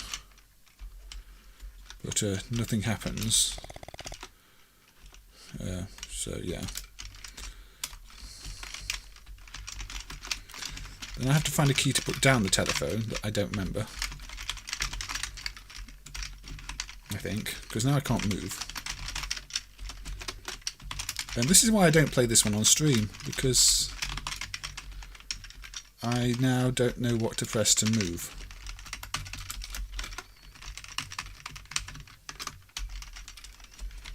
Okay, let's just run out of time, because your money goes down as the time progresses, and the world moves around, so all these characters are doing their own thing.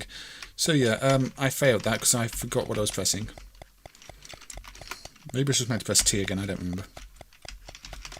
We've seen the story. Okay, so let's actually walk around. So there's the light switch. I can press L to turn the lights off, and now I can't even see where I am. I think you can open and close windows too. I can walk down the stairs. So now I'm behind this door. Now I'm on this floor. So I can turn the lights off in here too. There we go, you see. Or I can go to the door. Or I can go into this part of this shop here, apparently. So I'm now in that shop. I actually just want to go to the door though.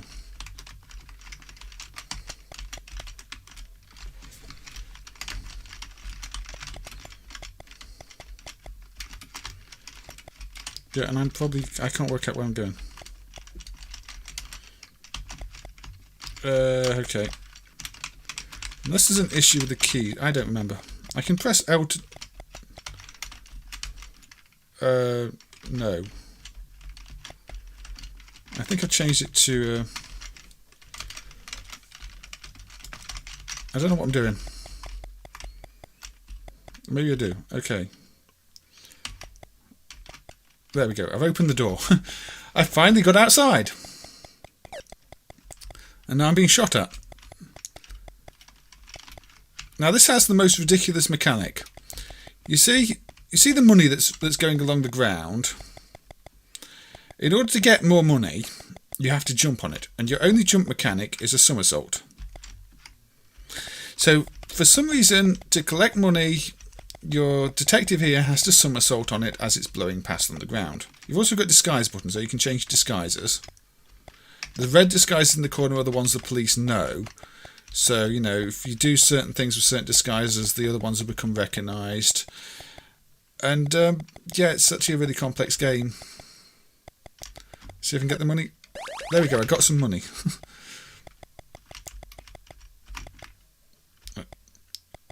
We can go into the police station if we want, or we can try and go into people's houses. We can knock at least. See if anybody's in.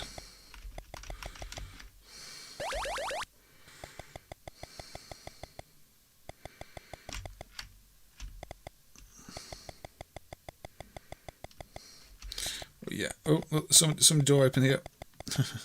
If you're quick, you can get into houses.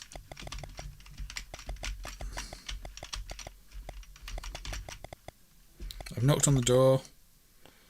I think she's come to open it. Yep, then I can go in here, you see. I can turn your lights off. I can use your telephone. That's probably a bad idea because I got stuck on the telephone menu last time. Something happened in there. Oh, I don't know what's happened in here, but I think it was bad because now the police are coming after me.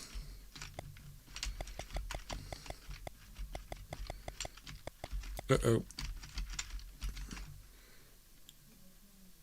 Yep, they've arrested me for going to somebody's house. Yeah, basically you have to work. You have to kind of know where you are without seeing where you are. And look, the police have arrested me and put me in a cell because that's what the police do.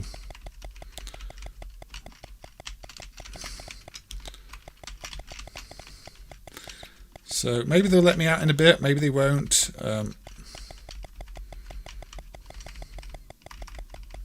There we go. I had to pay $70 police fine there. But anyway, you're meant to solve the mystery, and yeah, you can get thrown off the top of buildings and things like that. And it is a really good game. It's not one I can demonstrate on screen.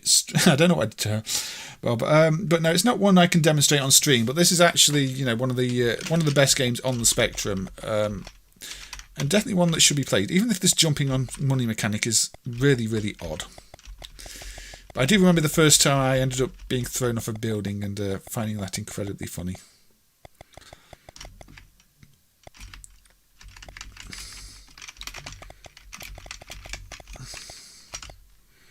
I won't be going in her house again. Anyway, I might have to move on into another game, but I think the hotel's over here. So, you know, it did tell me to meet somebody on the top floor of the hotel. But there's people trying to shoot at me the whole time. So, you know, this is actually the location I meant to go to meet somebody on the top floor. If you find your way to the top floor. There we go. Now I'm inside the building, you see. So you can make your way to the top floor. Now this is actually far more ambitious, I would say, than either the school days or back to school games. Because, you know, it scrolls in both directions. It's a big map. I may have done something like that. And you've got all these characters living their own little lives, going around doing their own things. So it's kind of got that open world feel to it. You know, you are just part of this world. And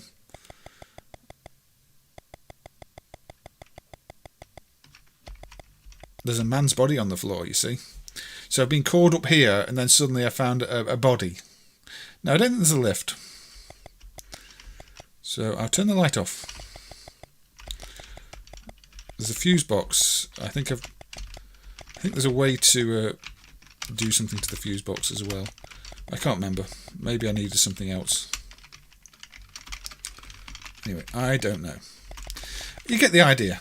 You go around, you try and solve the mystery. It's a classic game. It's worth investing time in if you like that type of thing. But yeah, it's very, very difficult to demonstrate on stream because the mechanics are peculiar in the, you know, the whole way that most of the time you can't see your character if you're in a building. You sort of have to learn the layouts of the buildings, learn where things are. But it's still a good game. Still a very good game. Okay, so where next? Let me just scroll through my list. Yes, let's go with another classic.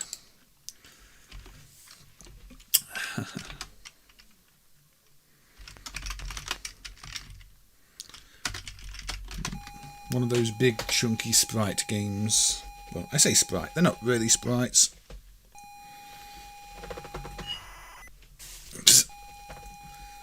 Our favourite Specky does not do sprites.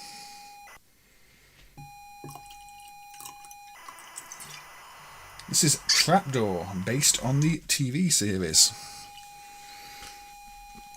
The TV series of which there was far less than you'd expect there to be.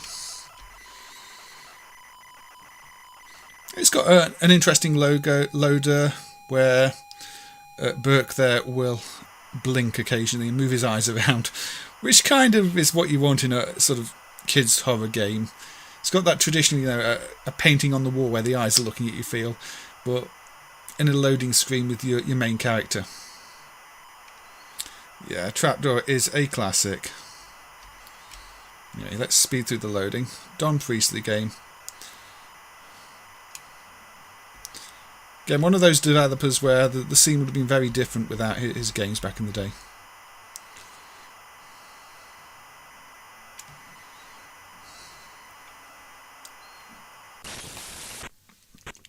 Yes, claymation.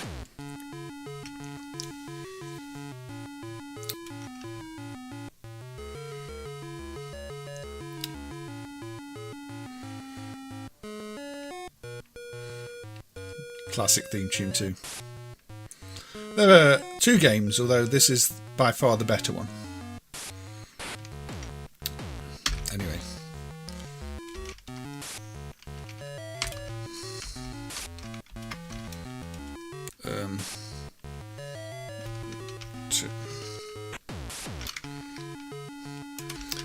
So again, this is really solving one big puzzle.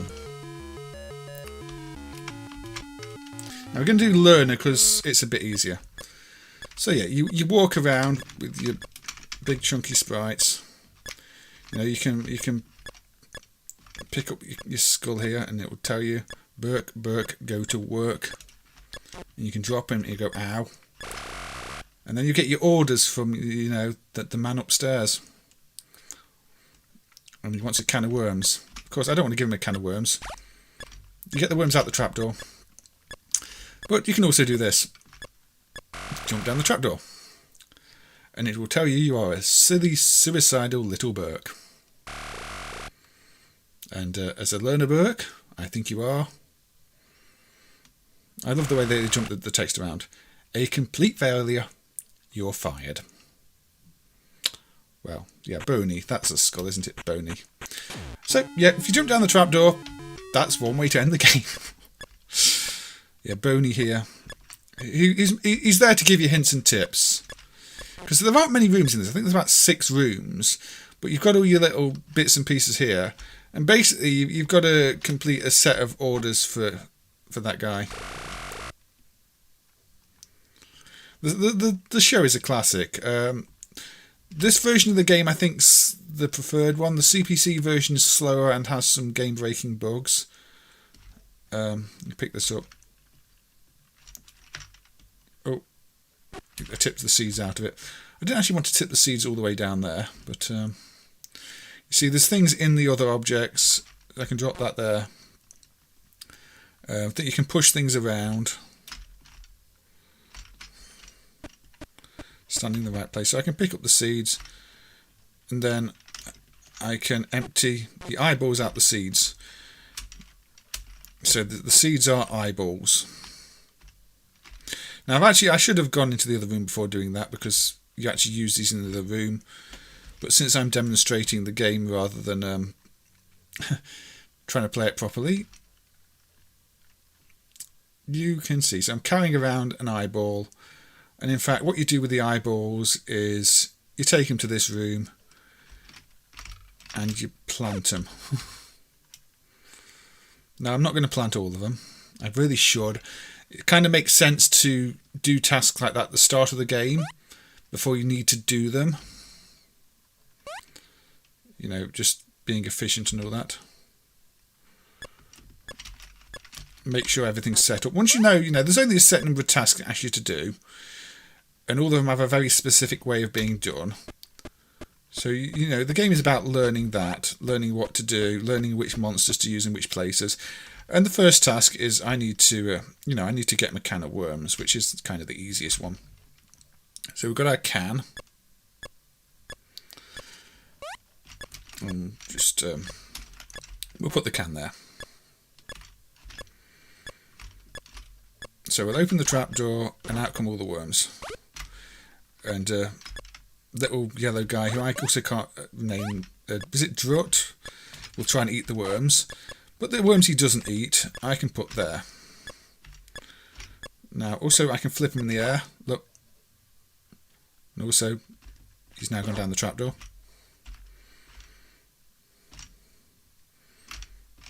Which was kind of mean of me. More worms. So yeah, it's telling me I need more worms really. So get more worms. Put them in the can. Basically, the other one's behind the fireplace. So, yeah, a very creative game for the time. I mean, it has you following these orders. Now I've got a can full of worms. I take them over here. I put them down here.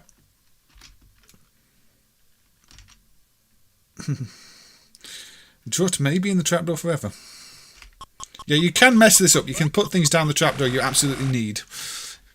So there you go. Lovely worms. Well done, Burke. So I made the worms and I got some points for it. Now, if you play on the hard mode, there's always a ghost following you around that will scare you. So you see, now the layout I believe does loop, so we can have a full look at the map. You can go down here There's those things in the water that you have to get out at some point, depending on the task you get. You can lift that thing up and crush things with it. So you want some fried eggs. I remember this one. So yeah, look, this is the eyeball. Look, I grew an eyeball there.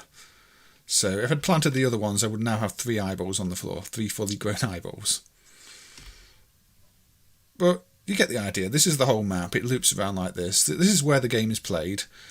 Now, in this case, he wants eggs. I'm trying to remember where things are. I think there's something needed in this basket, wasn't there? Yeah, that's got that in it. That's important.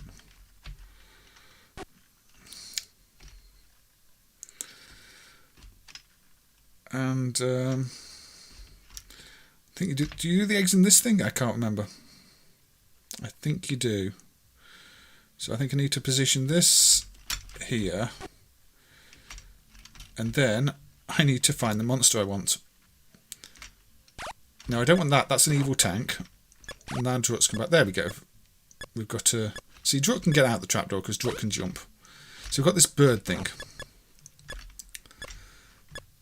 I wish Drut was back in the trapdoor, to be honest. Now, to get the bird to lay an egg, you pick up, not that.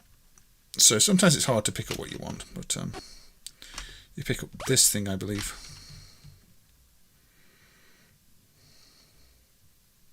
Does he not? No, I don't think he wants toast or bacon. I think you put that on there from memory, and then you wait for the bird to come.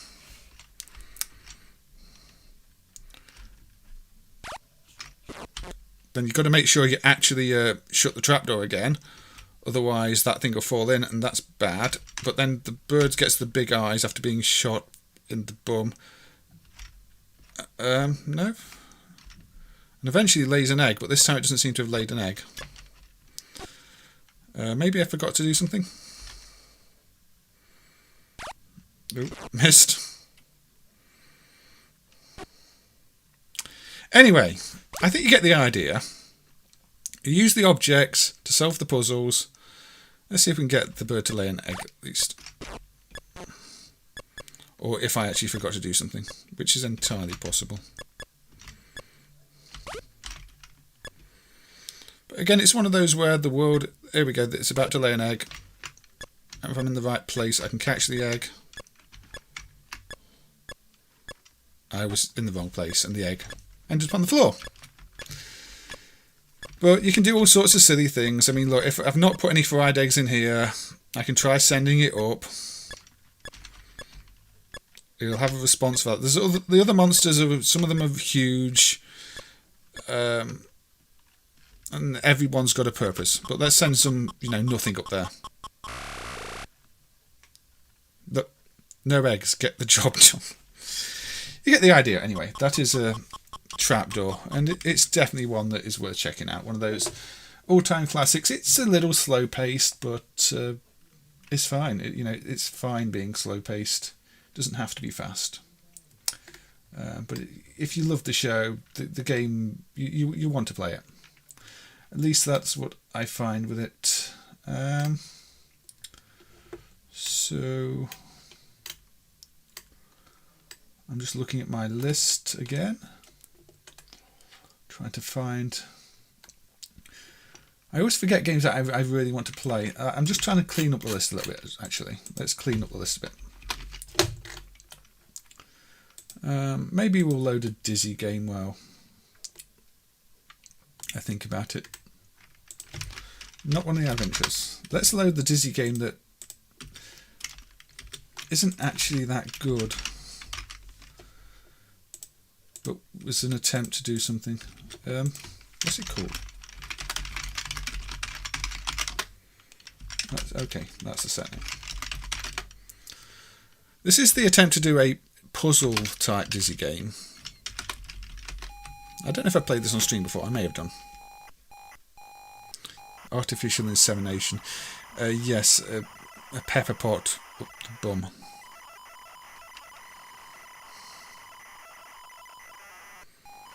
So this is Panic Dizzy, or Dizzy Panic.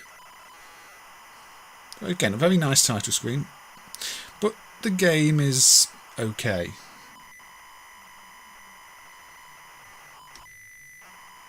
Not the best. I think the whole concept of the puzzle it implements isn't the best thought out. So, some... What about music?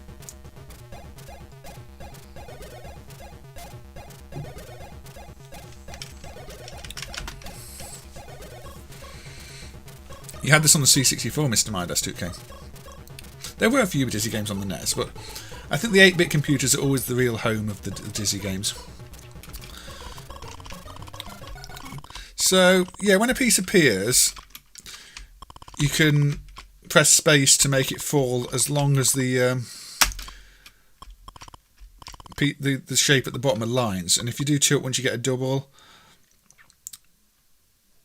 and if you're clever you can get a triple, but then you do that and you mess it up, and then you do that and you mess it up, and if you're moving the thing you mess it up, and then these things get lower. So the more you mess up, the harder it becomes. I guess Tetris is like that too, but it does give you some pre-warning of what colour is going to be coming out by changing the colour of the pipe.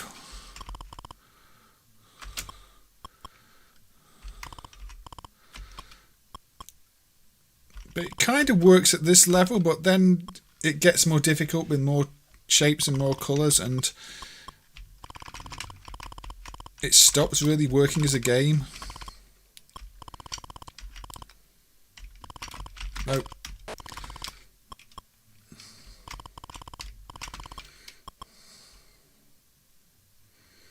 So you lose your chance to do as many doubles when it gets this low. I don't think there's a really easy way to recover. It's not like playing better pushes them back up. So yeah, it feels like a flawed concept, which I think is why even puzzle game fans tend not to really talk much about it.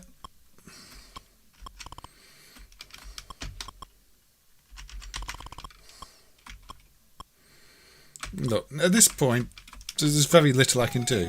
I completed the level, okay, and now it gets trickier, but it's still not pushed the pieces back up, the pipes back up, so what am I meant to be doing? It's just getting harder and harder. This is all I ever found with this game, is it's like, well, what's here to keep me playing it? Unless I'm missing something important about the gameplay, it feels like a game that is incredibly limited, like it wasn't fully thought through.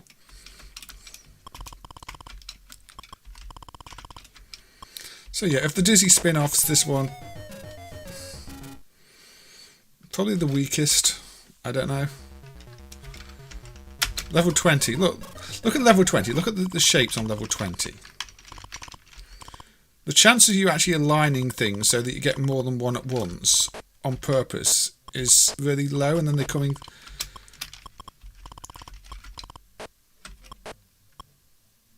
Unless there's some major strategy I'm missing. Yeah, it doesn't. I always felt like I was missing something, but you know, I've watched videos of other people playing it, and they don't seem to have picked up on anything either, and it's like a concept that doesn't work. So I can't really say much positive about that one. Now, this one was a request at the start of the stream, so I should play it. We are 2 hours and 6 minutes into the stream, so we've got about another hour left. I couldn't find a strategy, no Extreme Rec. So, Chubby.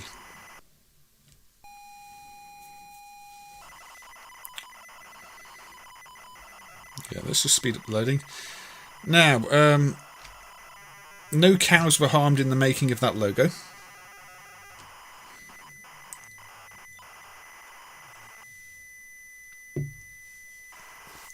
You believe you can get them pushed back up for triple or quads. But then once it's so low down, there's no chance of you ever getting triple or quads because the pieces don't spawn fast enough for you to actually get them. Again, it doesn't feel like it was thought through. But yeah, I do remember triples pushing up, but You know, once it's down about 25% of the screen, you are never going to get a triple. And on the harder levels, there's so many shape types, it's astronomically unlikely for you to get a triple. And then the bar at the bottom slides too slowly that you can't quickly move it between the two positions to try and, you know, trick pieces into going to the right place, because you just end up destroying the pieces as you're sliding it, and then the parts go down even further. If the bar moved more quickly, that might work. Say there's a potential game in there, but the way it's done doesn't work. And I think that's why it's just never a popular Dizzy game, which is a shame because I wanted to like it, but it seems flawed, really flawed, which is a shame. So yeah, I mentioned Dragon's Lair reskin, Mick.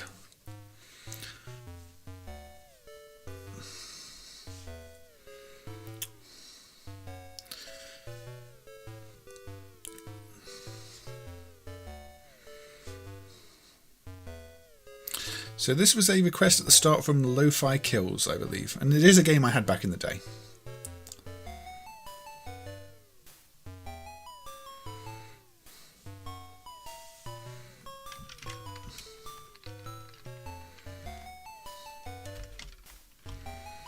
Couple of keys. Okay, QW. Do you get points for doing that? So this is your classic sort of Monty Mole-like platformer.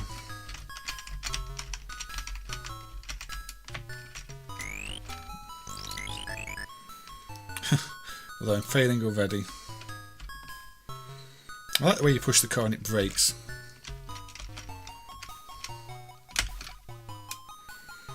So yeah, there's lots of games like this. This one is one of the reasonably well done ones, I would say. But not if you do that. I'm not playing it well because I've not played it in a long time, and I don't remember ever being especially good at it. But obviously the gimmick here is that you're a fat guy with a silly animation.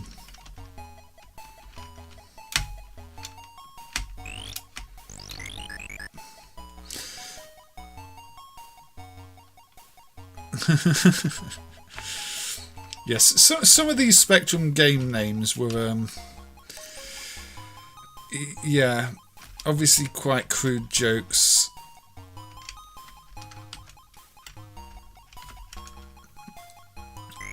Got a shopping trolley, that's worth points apparently.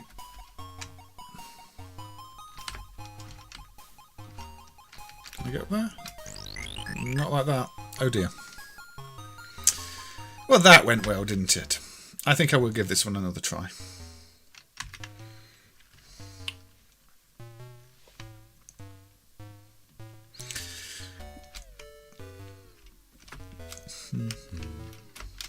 A nice little tune. I think that's what Lo-Fi Kills was saying. They really like the music on. Who puts lava in a car park anyway? So I've not even done any of the actual Monty games, which is that's the thing with the Spectrum. I'm doing worse this time than last time.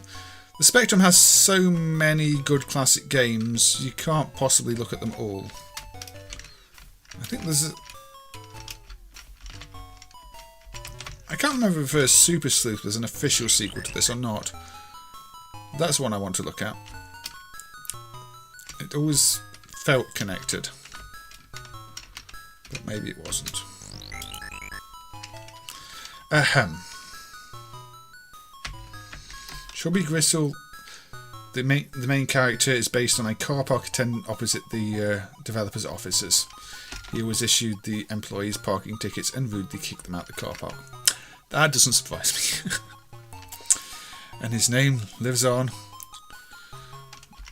I note he's also got a very big nose, much like our rock man.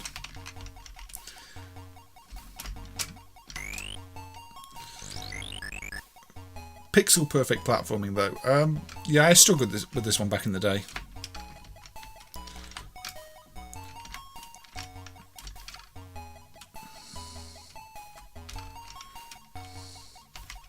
Especially if it actually was trying to get all the objects. I think if it was just trying to get from room to room, I got an okay.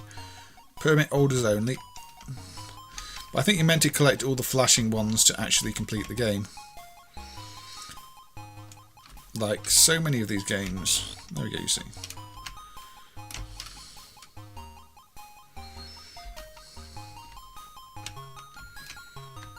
There's one up there.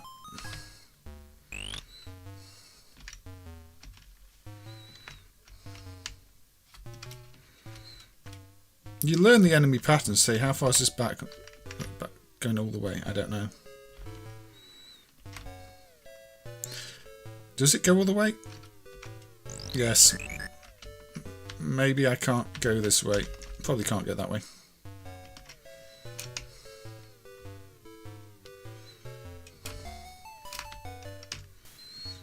Smash this car.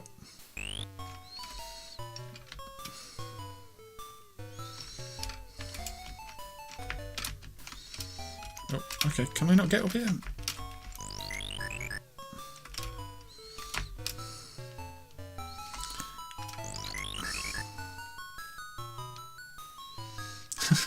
I think this is actually a pretty good game, Extreme Wreck. It's and the Aussie guy and Bob. It's just one where you have to sort of learn what you can do. It's got all those nice touches there.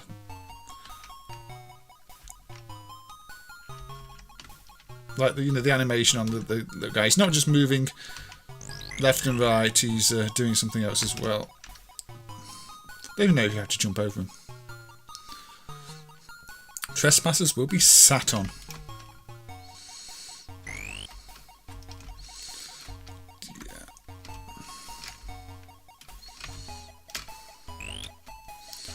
So yeah, I think this lift just comes from the other screen that I was on up there. If I was to go up here, that would be the screen I was on, yeah, you see. So, I suppose to get down there, I go on the other thing that says lift. When that is out the way. Oh, oops.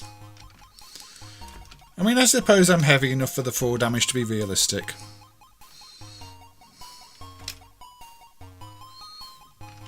Although, that was stupid.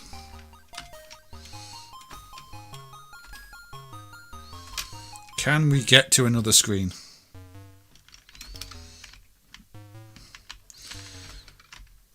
So I really don't know how people who didn't grow up with these games are going to feel about them in general.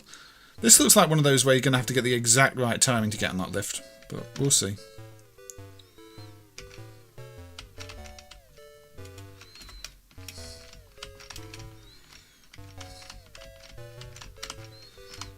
Oh no, we're okay. It's quite forgiving.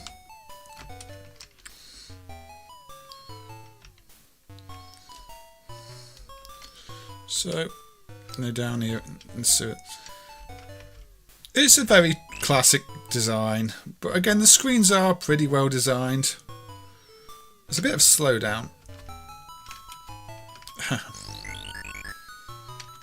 Oh well, I think we've seen enough of Chubby Gristle anyway. I say it's one that I did have, one that never especially good at, but can't complain about it. Personally, right, where shall we go? I mean, if we want to have a look at a bad game, which was trying to do that platform thing, let's put this one on. So yeah, people wanted to clone Jet Set Willy. So, Antteroo. There you go. It's an ant kangaroo. And you can already tell it wants to be Jet Set Willy from the, or Mutant Monty, not Manic Miner, from the look it's got. But then you will come to try and play it. That is the music. Glorious music. And I find what the jump key is. This one is easy apparently. It's telling me this level is easy.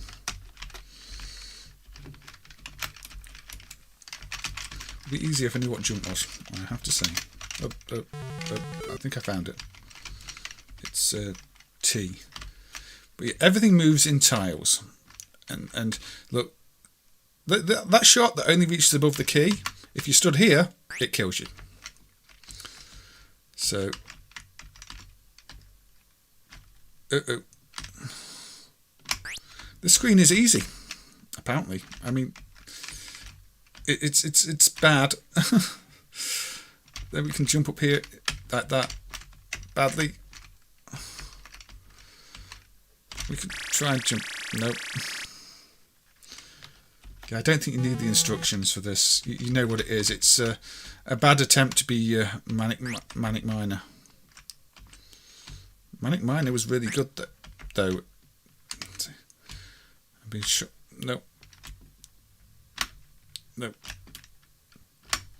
There we go. And unfortunately, yeah, there are lots and lots of really bad attempts to do that on the Spectrum. This is one of them.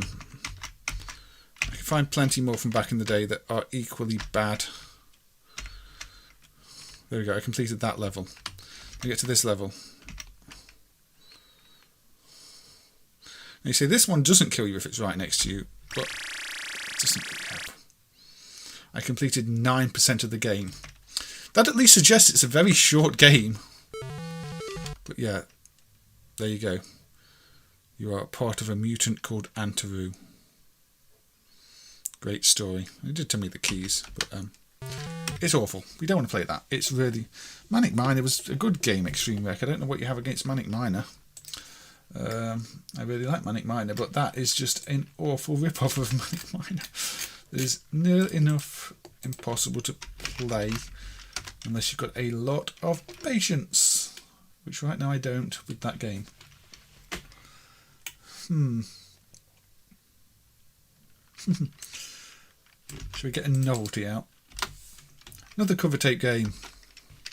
Anybody like Neighbours? Your Sinclair, issue 50. Had a novelty game. No, sorry, not Cat Trap. Not Cat Trap. Sorry. I'm doing this incorrectly. I think I've got to change to the other side of the tape. Cat Trap's an actual reasonably good game. We don't want to play Cat Trap. I say reasonably. I remember it being ridiculously hard. We want to play Nightmare. Nightmare on Robinson Street. This is a modified version of another game called LA Drug Bust that was done for Your Sinclair.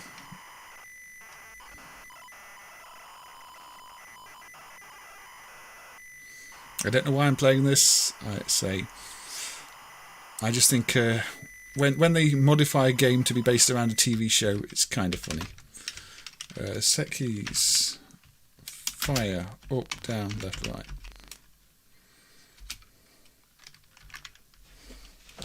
So, it's a crosshair shooter on Ramsey Street. Shoot the dog. Doggies go to heaven. Shoot these people. So yes, it's a kind of bad Operation Wolf style game. I think shooting the dogs takes health off things, doesn't it? Yeah, shooting the dogs is bad. Don't shoot dogs. Just shoot all the residents. Oh, not the dog. Say, I'll leave the dog alone.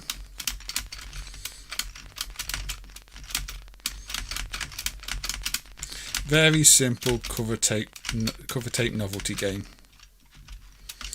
But if you just want to take out your anger on some of the cast of Neighbours who nobody recognises anymore, because Australian soaps were a popular thing, maybe still are, I have no idea. Here you go, you've got a shooting game where you do just that. It doesn't include the theme music, and this is probably the better of the Neighbours games as well. There was another Neighbours game which was even worse. This at least is a competent enough Operation Wolf style crosshair shooter, even if it uses, joystick.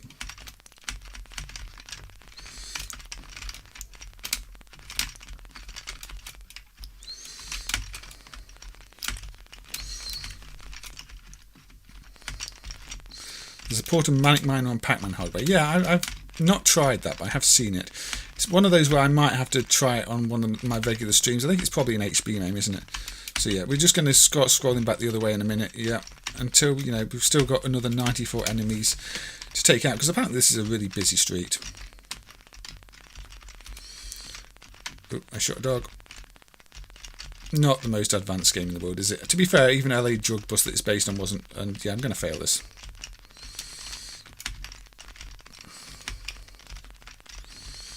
I think the title is a bit of a take on Nightmare on Elm Street 2. Oh, game over, I shot a dog. And even though it says Life 2, I guess that was the last of my lives. On HB MAME, yeah. Am I on a killing spree? Apparently I'm on a killing spree in the Neighbours universe. So there you go. Nightmare on... The only reason I put that on is because it's, you know, it's October and we've got Halloween at the end of the month, and it said Nightmare in the title. And I do remember having it as a kid and not liking it. Alright, this is one that where the arcade version was found some years ago now. And we emulated the arcade version, but it was better known on the home computers. Not Phoenix itself, but Megaphoenix, the Dinamic game. Now, you probably recognise the title screen as being pretty much the same as the you know, the title screen on the arcade, just less colourful.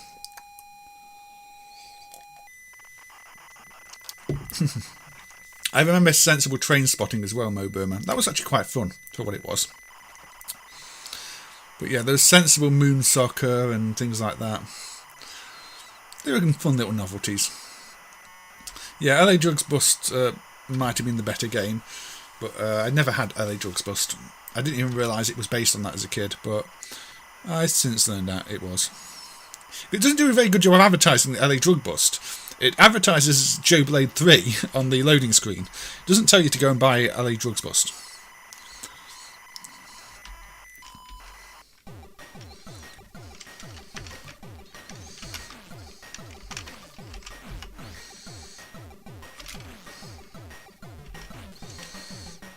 Some good music. You only know Megaphoenix is an MS-DOS game. I've not played the DOS version. It was on the 8-bits and I think even the 16-bit computers. I think the arcade version is probably the most colourful version, but it was, you know, it was surprising to find the arcade did actually exist, because for a long time it was just a rumour, same with Hammer Boy, but I think they only were used in like a handful of arcades in Spain, maybe even one arcade of an amusement park or something in Spain. And there's probably maybe another game by Dinamic for the arcades that's not surfaced yet, but I don't know if it ever will. We'll have to find out. But for now, there are two of them dumped. Obviously, this is heavily inspired by Phoenix. It's sort of an unofficial sequel that Dinamic did and brought to the home systems. And doing very badly at it. You hate the ZX Spectrum keyboard. I mean, it's no worse than any other keyboard. It's got a few different keys. It doesn't have Windows keys, obviously. It's got things like symbol shift. And if we're talking about the Plus 2 at least, I don't remember it being an especially bad keyboard layout.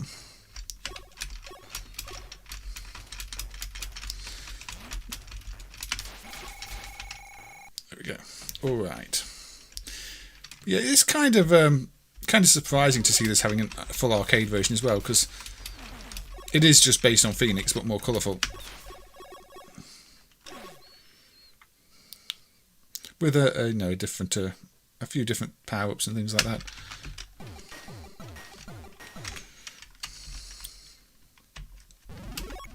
Now, the Amstrad version of this is a lot more colourful. Well, I think it's also a bit slower. Again, this isn't actually one I had back in the day. It's one I've found out about since. I didn't have that much Dynamic software, or even Spanish software in general. I think because a lot of what I had back in the day was budget software, or just stuff I'd copied off somebody else.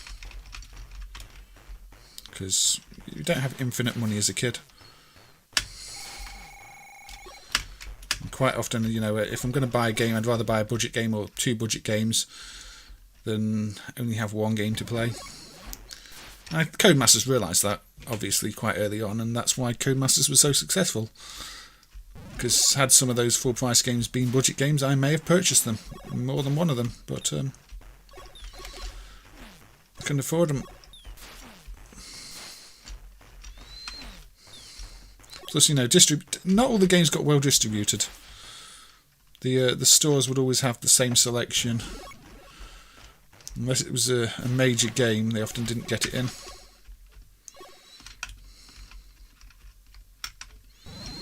And they didn't really do much mail order.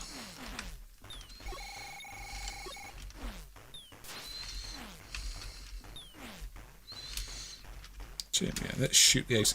Every stage is inspired by something off Phoenix. Shame it doesn't have the classic Phoenix music though. That is one of the doorbell chip music on Phoenix is so iconic these days. Come on. You don't know how eggs work. You can't unhatch an egg. That's not how eggs work.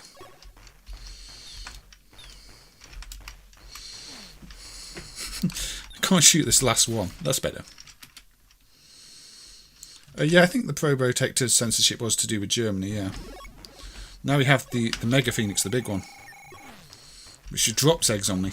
Or tries to. And think of Dizzy. These could be all Dizzy's relatives. So this is what the game is named after, the Megaphoenix. Which gives you power. Now I've got to destroy the Phoenix ship, which is the boss ship. Very similar to Phoenix again. Got to blow a hole in the defence here and then get a shot in.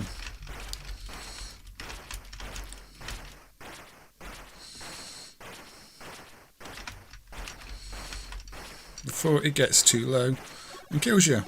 There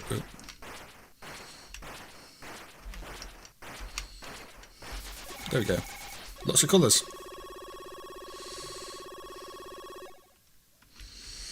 Yeah, Turtles is probably another game I should have looked at some point, David. But so you keep your power. The only time you get your power-ups from those Mega Phoenixes, and if you die, you lose it.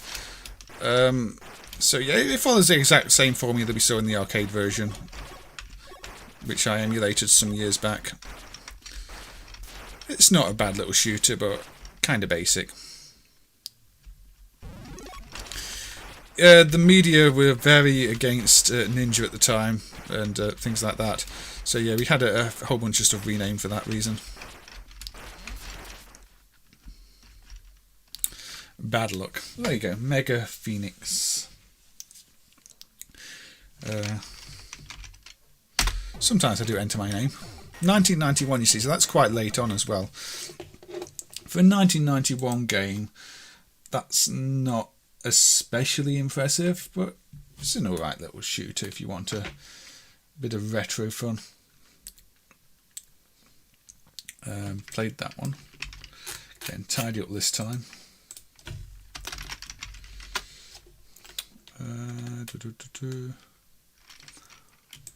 That one can move down there too.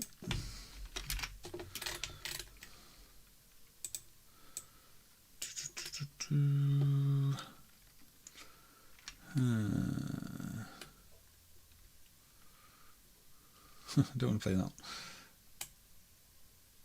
I'm going to briefly put on the one I've actually got the cassette tape lying here on my desk for still.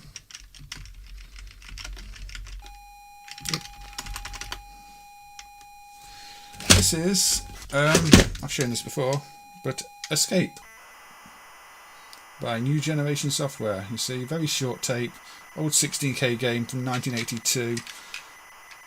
That tape does still work. Well, one side of it does. The game's on the tape like 4 times, twice on each side. And at least one copy still loads. So it's trying to load the second one. So you've got a little story. So yeah, venture into the maze.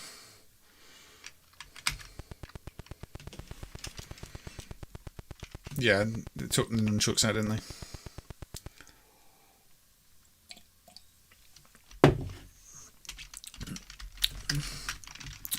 So I'd love to... what the keys?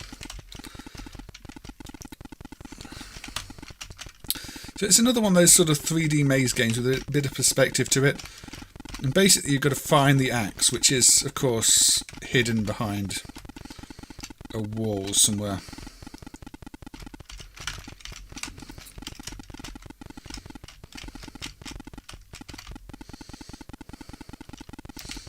It's not very advanced, but if you ever wanted to be chased around a little maze by a T-Rex, then yeah, this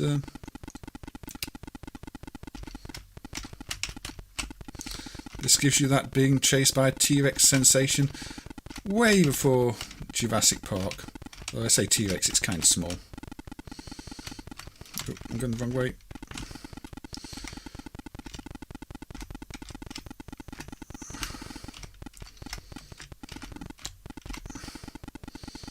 But it's just, it's a search for something you can't see game. Oh, God. Yeah. Level of difficulty, once again, is 1. Oh, no, I think I selected 5. Now the maze is quite busy. Now it really is Jurassic Park.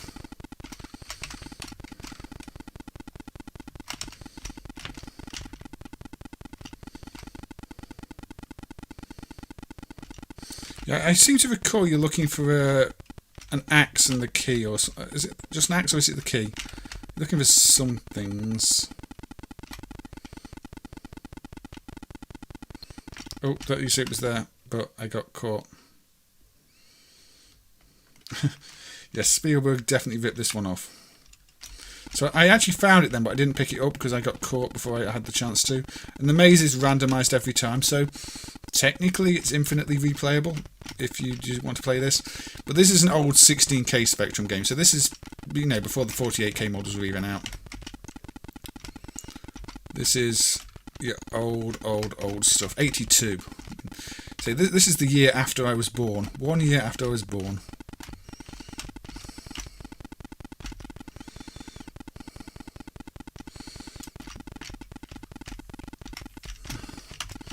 But yeah, there's no real strategy other than search every inch of the maze until you find the key you're looking for.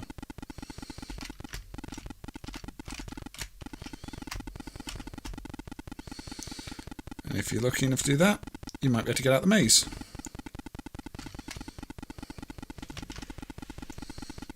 Don't go down dead ends.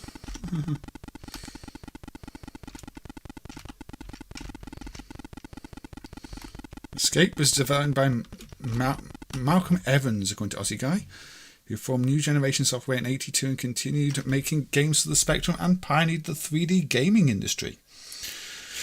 Well, that's quite a claim to fame for this one then, but yeah, it's that's the game. You try and find things in the maze. There's not much else to show, but I guess in '82 that would be quite a good game to have at home. I think we should stick with 3D-ish things then.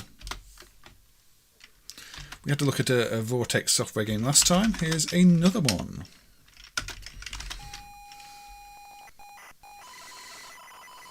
No fancy countdown, it just tells you how long it takes to load. Another by Costa Panari, who did Android 2 and Cyclone. You worked with Malcolm Evans. Ah, when was that, Stephen?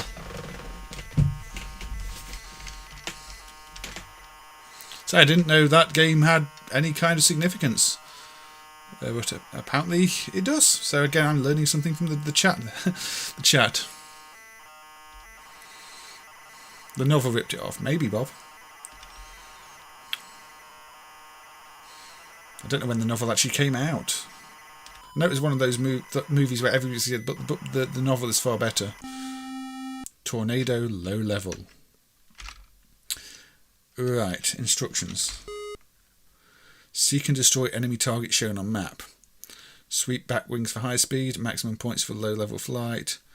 Destroy targets with low level pass, land to refuel and review map.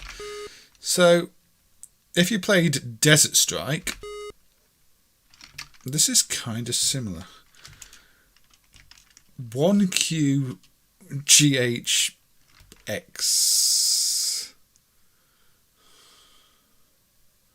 M is view landscape.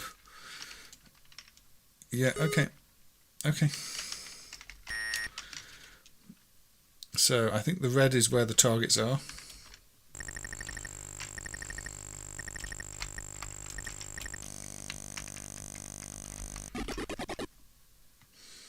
Takeoff failure.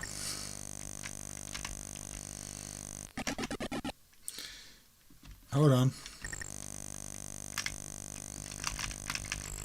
There we go. I've taken off.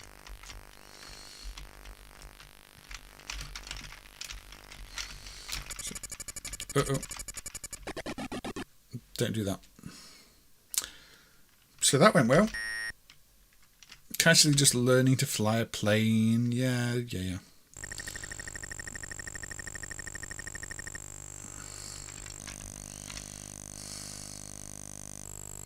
All right, you have to go see. Oh, I'm sorry I didn't get to play Loco then, Stephen. That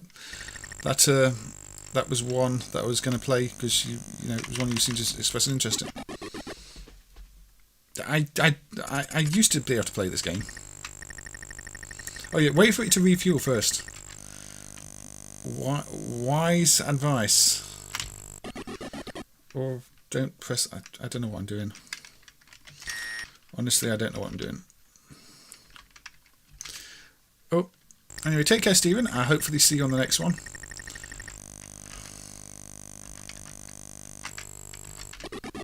What am I doing? I'm meant to press down to take off. Well, I'm not meant to press that.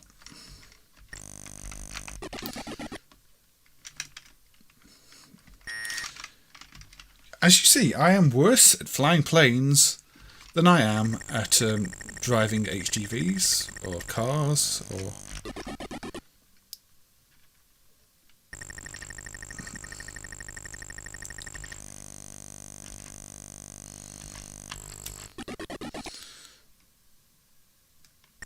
I took off once. I didn't even let the fuel build up this time.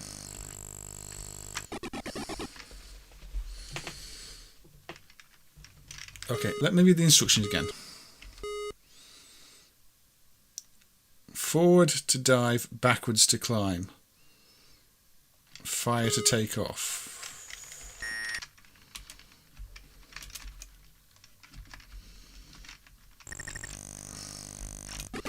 Backwards is... That wasn't climbing.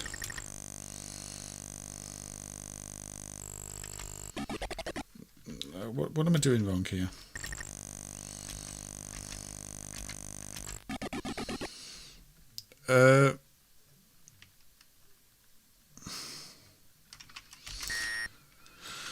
Okay, I can't remember how to fly this thing.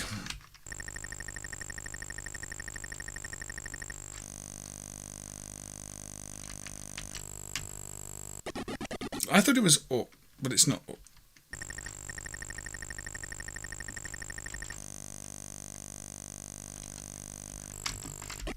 I can turn, but I can't get any altitude.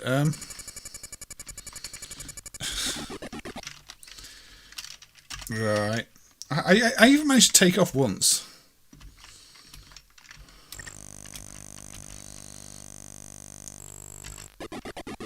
Yeah, but as soon as I press X, I crash. Unless I have to press X and up.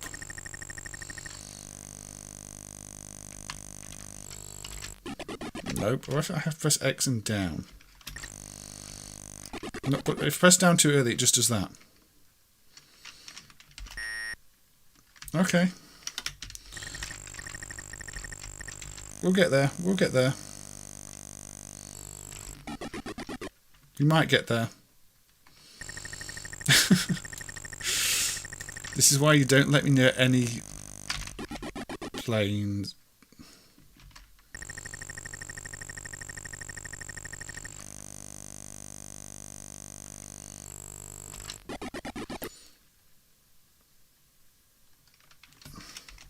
We might have to move on from this one. So if I wait a while, it does change the wing. It doesn't change the wings. I should have picked Cyclone. Cyclone is far easier. Okay. Let's not play that one because I can't remember how to play it. That was embarrassing. But these things happen. I should have probably practiced that one earlier. Let's go and drive a train instead. I'm not actually playing like the train simulator, although I might play that in a minute. But that would go about as well as trying to play T.L.L. I used to be able to fly around on T.L.L. and in fact I managed to fly around briefly. Hey look, a countdown while it loads the loading screen. That's kind of funky.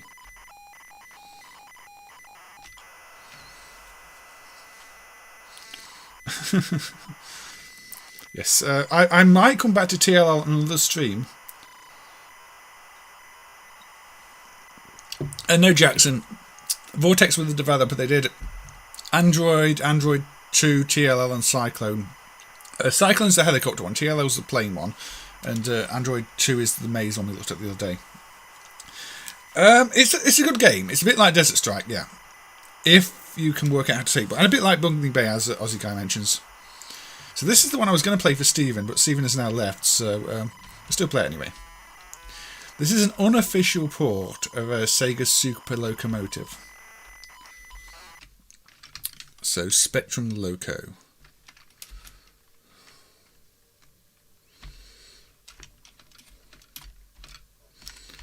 But, you know, if you saw me play Super Locomotive, the arcade game, you'll probably be quite familiar with this. It is the same thing, but for the arcades. Unfortunately, you've got to kill the planes. Now, the length of time you hold the fire button determines how high these shots go.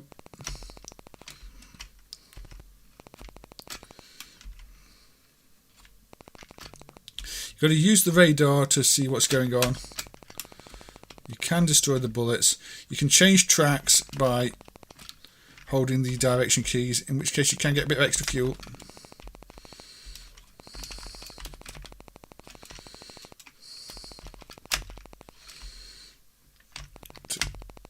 It's not an easy game because you've got to be watching the radar and the main screen and everything else at the same time. But yeah, Super Locomotive is one of those odd games because apparently it got really limited distribution on the arcade board. But a lot of people in the UK seem to know it, so I'm wondering if like most of Sega's boards for Super Locomotive ended up in the UK. Because it's a super rare game in Japan. And a super rare game everywhere else. But then you get all these ports to UK computers. So again, it's like people knew the game in the UK. So it might be one of those Sega games where the main release was in the UK. Maybe nobody wanted it in Japan and it just got sent over here. Or it just did well in location tests here, so didn't get released elsewhere and got released here. I really don't know. But this is obviously an unofficial port because there's no Sega license attached to it. But it's got exactly the same game. What got me?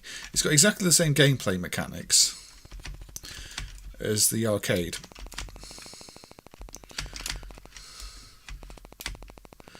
You know, you hold fire to get your steam to kill the things in the air, and you also have to multitask and watch the things on the ground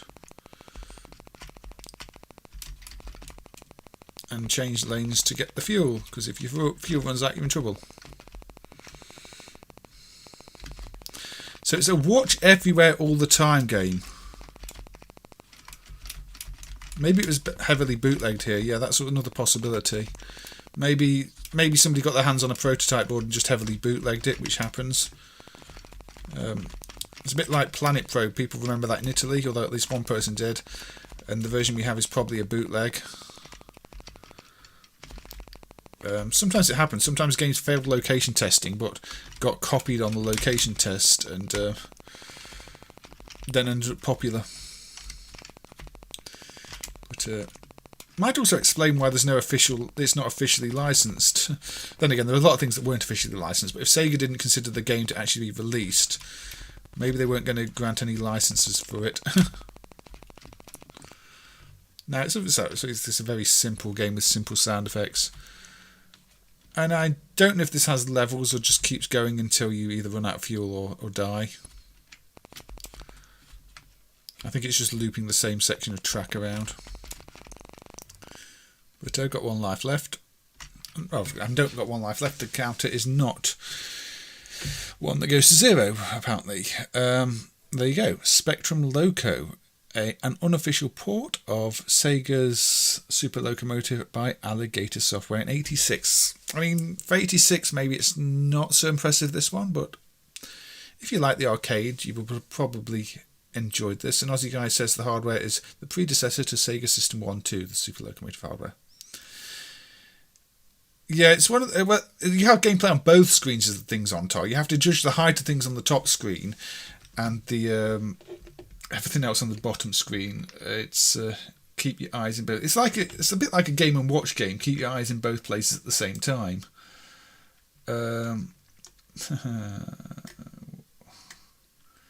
So let me move that one off here.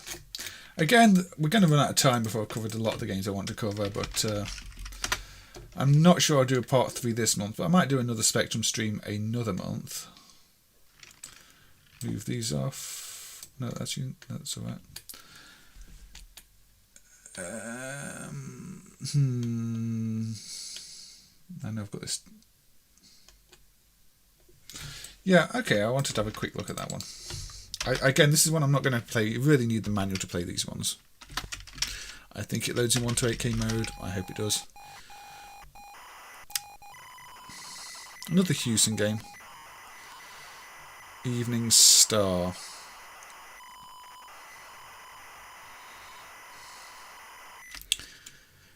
Now I'm going to put computer demo on. Well, this kind of game was hugely popular in Japan with things like Densha to Go. You did actually have this kind of thing on the Spectrum. You had train simulators where you're driving a train, where you have to drive a train from station to station, stop in the right place. I mean, this is the demo mode, so it's loading up the train with coal and water, and now it's starting up the train. You don't have them properly obsessed with that a part 3. Maybe I'll have to do a part 3 then, Bob. Maybe I'll have to do a part 3. But I wanted to do like bad plug and play games this month as well. Now, obviously the frame rate here is very low, but this is a train simulation. You're driving the train. You have to maintain your water, coal levels, speed. You have to pay attention to the signals, the track gradient, and drive from one track to the other. Now, I think this is the sequel to Southern Belle. There were 2 of these games. But yeah, these always got good reviews, were well received. I never knew how to play them as a kid, and this is why I'm just putting it on demo mode here, just to show what it is. And I'll speed it up actually a bit. So if I speed it up, now it looks like it's running at more reasonable speed. So you see, it's going along the track, going through a tunnel. You can't even see the track properly, but there you see the tunnel going up there, going through there, going down a hill. This is just the computer playing in turbo mode, so this is 2000% speed. So it's, even at full speed, this train is very, very slow, but that's not really the point. Well, it goes around a corner even. But considering train simulators didn't really take off in the same way as they did in Japan, at least in terms of being games. Obviously, there are simulators, but not ones that present it almost as a game at the same time, which Southern Belle and Evening Star kind of did. They were sold as games. But it's slow. Very slow, but it's just one of those interesting little things. Yeah, I had the magazine tape as well, Mo Burma. That's where I know the game from, and never really understood it. But again, it is following the signals, trying to drive the train. I don't know which game's considered better. I thought Southern Belle was a bit faster than this one, but maybe they're both just as slow and I just don't remember. But you can see, go along and drive on. Not much else to say about it really, but I thought it's interesting considering, say, with Densha to Go and things like that being so popular in Japan, that we did have similar games on the Specky. Shall we end with a relatively recent... what's it called? Hold on, what's it called? I want to do a relatively recent one.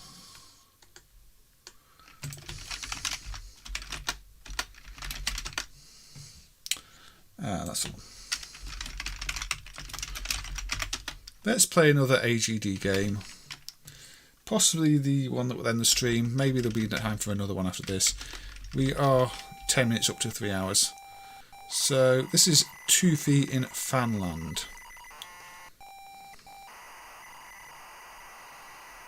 Let's just get it loaded. On turbo it looks great, yeah. At real time, that was 2000% speed, so without turbo it's quite a slow game, Bob. But on turbo it's quite impressive. Now the Spectrum can do far better 3D, far faster than that. We've seen other games do it, like the Worm game. So a fairly ordinary game from 2016, but a bit of a puzzle one. The fans reverse gravity. You've got to get the items. Avoid the enemies.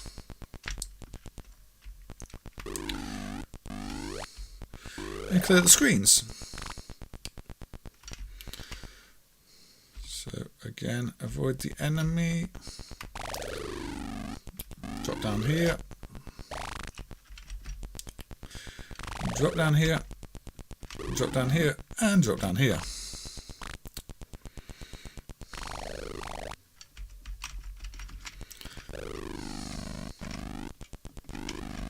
There we go. I did see the Saturn emulator on the Switch, yes, that sounds quite interesting. I mean, I don't have a Switch, but still, it's interesting to see they did actually go full emulation. Although people have said there's a bit too much lag on it, I think.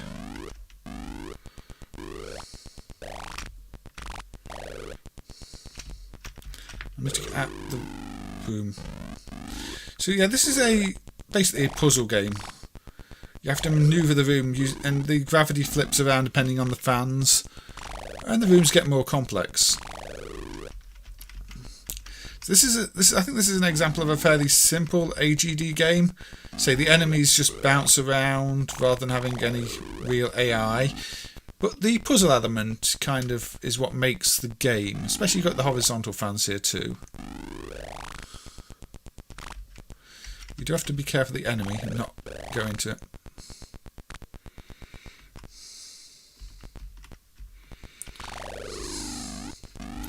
So upside down. I mean, it's not especially complex or especially difficult. But still, a fun little game, I think.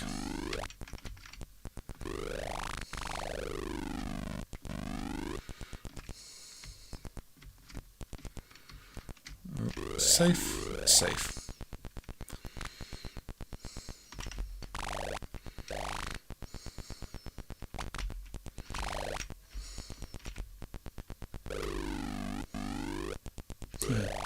Wrong way. There we go.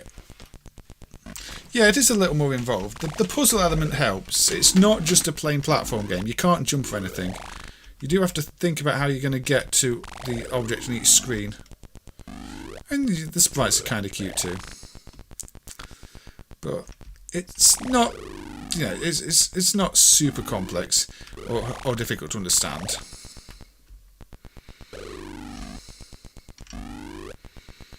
Just drop into the other, see, you enter the screen the other way.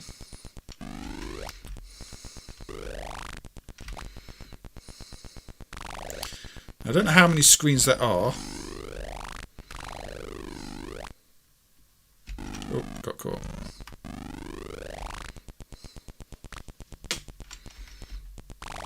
Oh, that was silly. I forgot which way the gravity was at that very moment.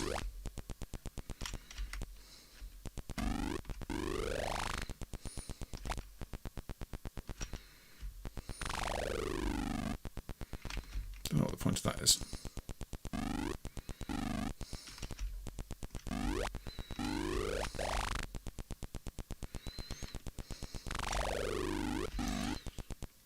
Yeah, I've still not played the 5v game. It's been mentioned a few times in these streams. Apparently I've got 4 lives left. I feel like this game could have given me less lives. Obviously now I'm wasting them on the screen because I'm rushing, but if you take your time you're not really going to lose many of them. In fact, what am I doing?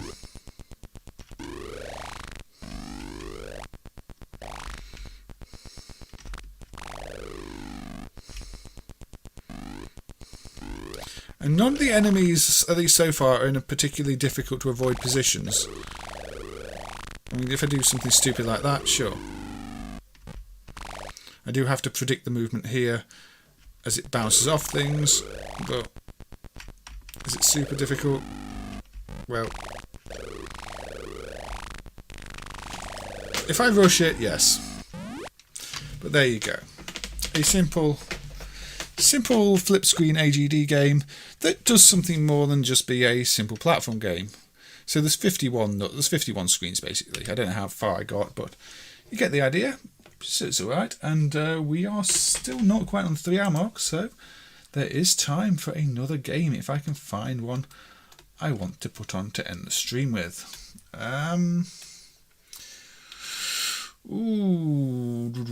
See, there's so many good games, and then there's so many kind of average games.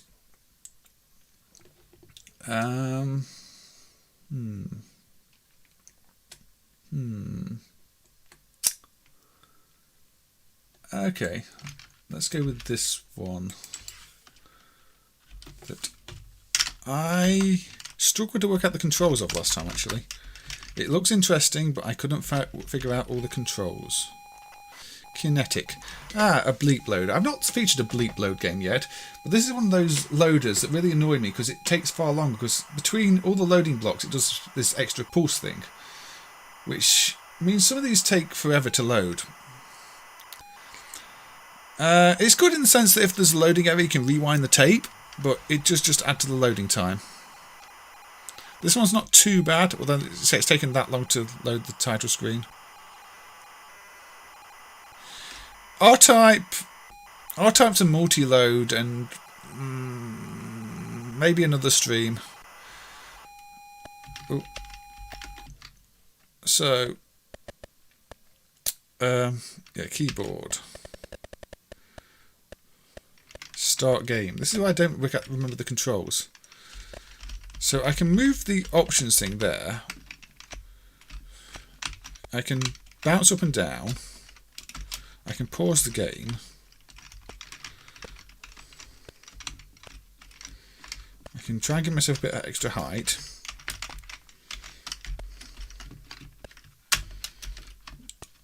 And there's a way to accelerate in any given direction.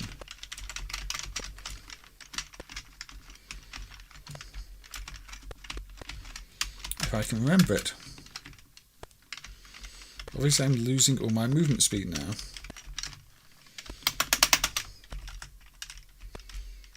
Okay, so that moves that. Okay, there we go. I've got some movement keys.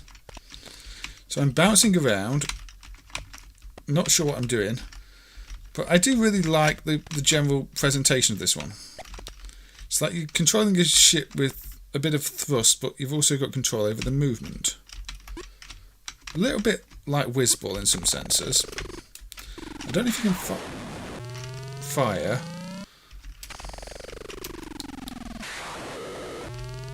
Something's killing me, I don't know what.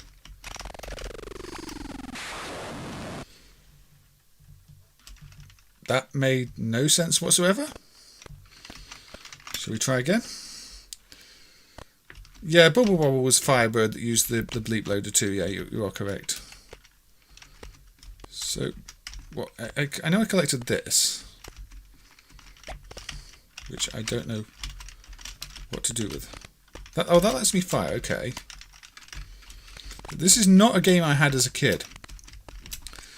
I never heard of this one before. It's one I only found recently, so to be fair, I've never even played this really before. What's killing me?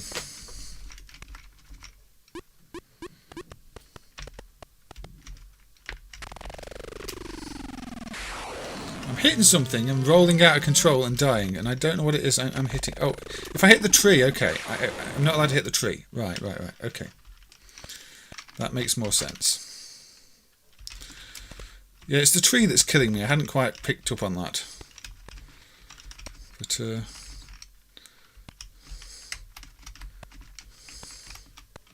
no, I think these are the eyeballs I planted in Trapdoor earlier. Or maybe the babies of them. Maybe this is where Bert gets them. Yeah, this is one I say I never remember seeing this promoted. Oh, I hit the tree again. Or anything. So I don't remember reading a single review of it. Okay, you can lose your lives quite quickly if you're not careful. You keep your momentum and okay. It seems to be sucking. It seems to be pulling me in different directions as well. I think that tree thing is pulling me towards it, which is kind of odd.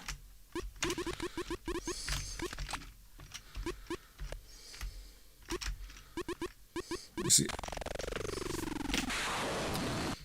I don't know what I'm doing. Red things apparently are dangerous, yes. So I can't go up on this screen. I can go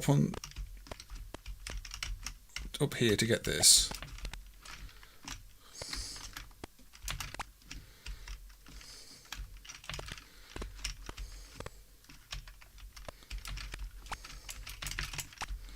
Does this one kill me? Yeah, that one kills me too. So any red thing is dangerous. I don't know if I can shoot them. Oh, yeah, that red thing is dangerous too. Basically, don't do what I'm doing there. So, this is brand new to me. I've never played this before, apart from when I found it and wanted to see what it was like, and was kind of impressed by the general feel of it. So they don't actually hurt me too much, the eyeballs. They're not nice, but they don't hurt me too much. But visually, and the way it's all animated, I do like this one. I think it makes good use of the Spectrum palette. So they're at the top this time. These things respawn. So there's a code thing written up there. I don't know what code means.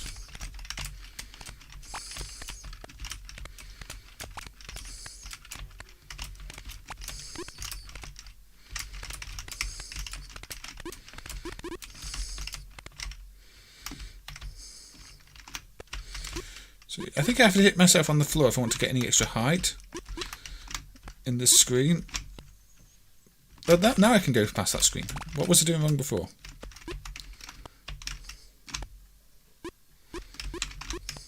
Maybe it was just too close to the red thing. It was pulling me in too much. Are these okay? And their background.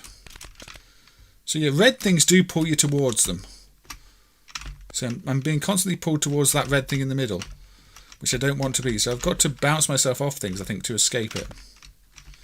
Yeah, that's basically it. You bounce yourself. Anything red draws you towards it, like it's magnetic. Can I drown? Apparently.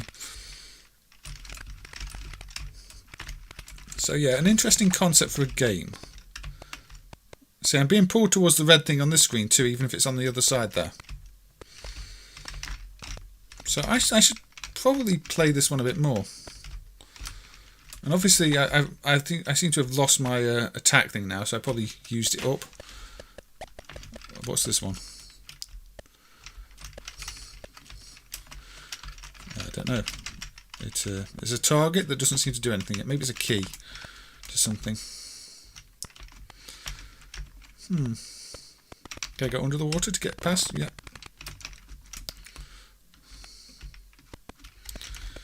The water has given me power. Oh, so the water helps? There's an actual magnet. Oh, that freezes things?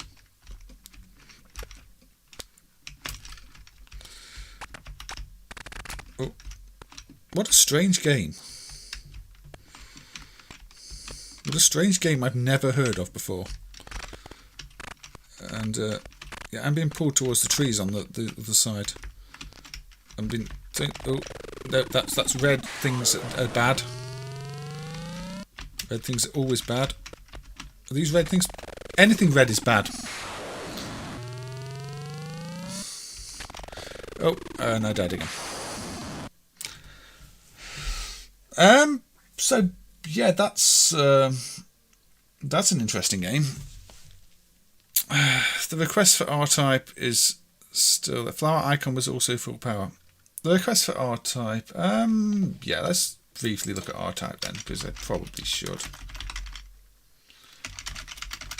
It's a multi-load though, so... No. The first set has got everything on one side of the tape, which is annoying. R-Type, very, very briefly, because we're over 3 hours now. So R-Type will be the last game of the stream. Yeah, that seems like a fun one, Mick. I'd say not one I've played before, but there's something about it I quite like. I'll probably go back to it. So stop the tape. Yeah, it's the end of the tape. Yeah. So it does all that. Then it tells me to put side 2 in. Press any key and load the first level. I don't like multi-loads. Stop the tape and press a key. Enter select keys. Left, right, up, down, space. Otherwise, this is considered a very good port of R-Type. It doesn't have 128K support or music. There is a 128K modified version these days. Everything kind of moves tile in sort of like a tiles again to avoid the colour clash. So it can be a little tricky manoeuvring certain parts of the game. But overall, yeah, this is one of the the shooters everybody loved. That everybody thought this was a fantastic port of.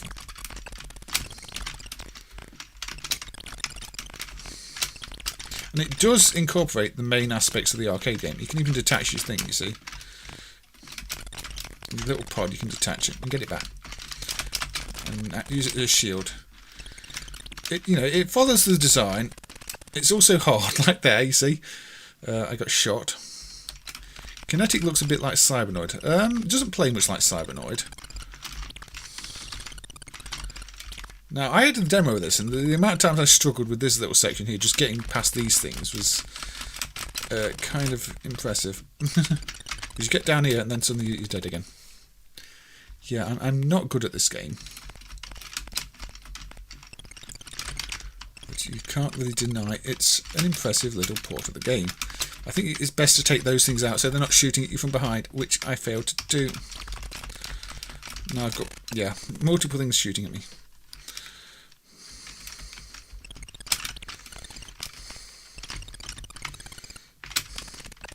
Don't do that.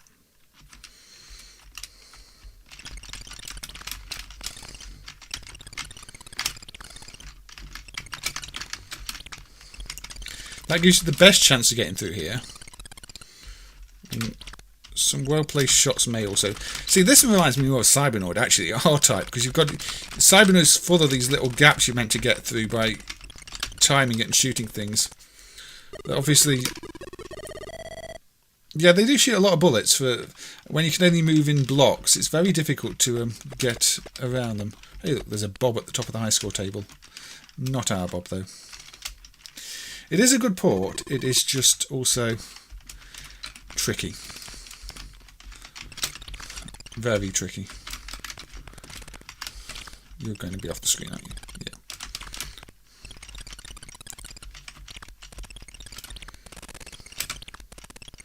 So you spend too long in the tunnel and you're going to be in trouble. Okay, because they respawn. They keep coming at you.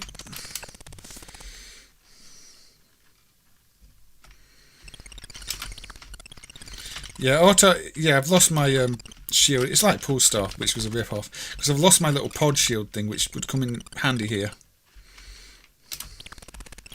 Once you die, it is one of those games where sometimes you're better just restarting. That is true, unfortunately. Which is never good game design, but it happens a lot. The arcade's the same, though. You can't blame the port. Anyway... I was hoping we'd get a bit further in the level, but we might not.